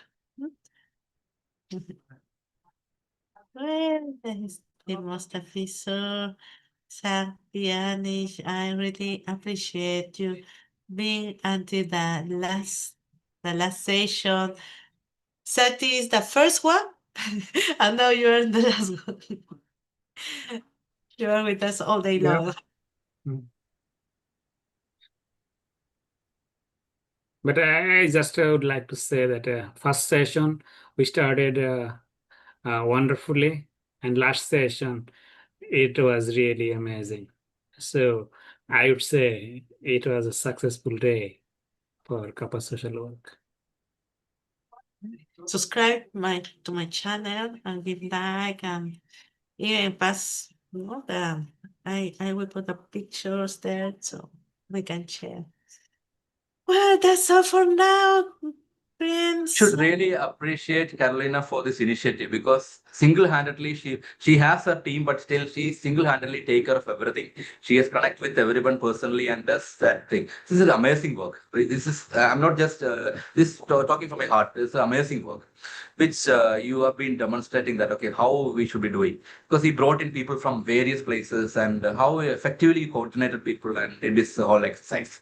And there was some limitation with the time planning because now we all have different understanding of timing. That's confusions were there, but still it was wonderfully planned, very well meticulously implemented, and your personal touch with everyone. So you have done connected with everyone, and so it's actually how you are able to do single-handedly this much is very very amazing to see. Congratulations and thank you so much for this initiative, and we definitely will be with you in all your initiatives. Thanks so much. Every time she talked with me, I was impressed by her patience. That wow, she's busy with all the time, but it seems like she has more time to talk with me to make something understand and to make me understand the topic, the program, what to do and when to do. And it is amazing. And I'm really impressed by your communication with people, and that is really wonderful. I've been working here, and I feel like I just met Dr. Shokti, Dr. Anish, Karitu in this conference. I hope we'll continue. But I really wanted to get involved, connected in a platform like this. I believe this is the appropriate platform for me. And thank you, Karitu, for giving me this opportunity. Thank you, Shakti Prabha. Thank you, Anish. And it was really a wonderful day. Thank you to you, Thank you, Mostafiz. Mallo. Looking forward to see you all in person soon. Thank I you. hope so, Anish. Thank you, sir. Thank you. See you. Nos vamos. Bye, guys. Ciao, Sati. Bye. Bye. Have a good day, good week. Bye for tomorrow. We have more sessions.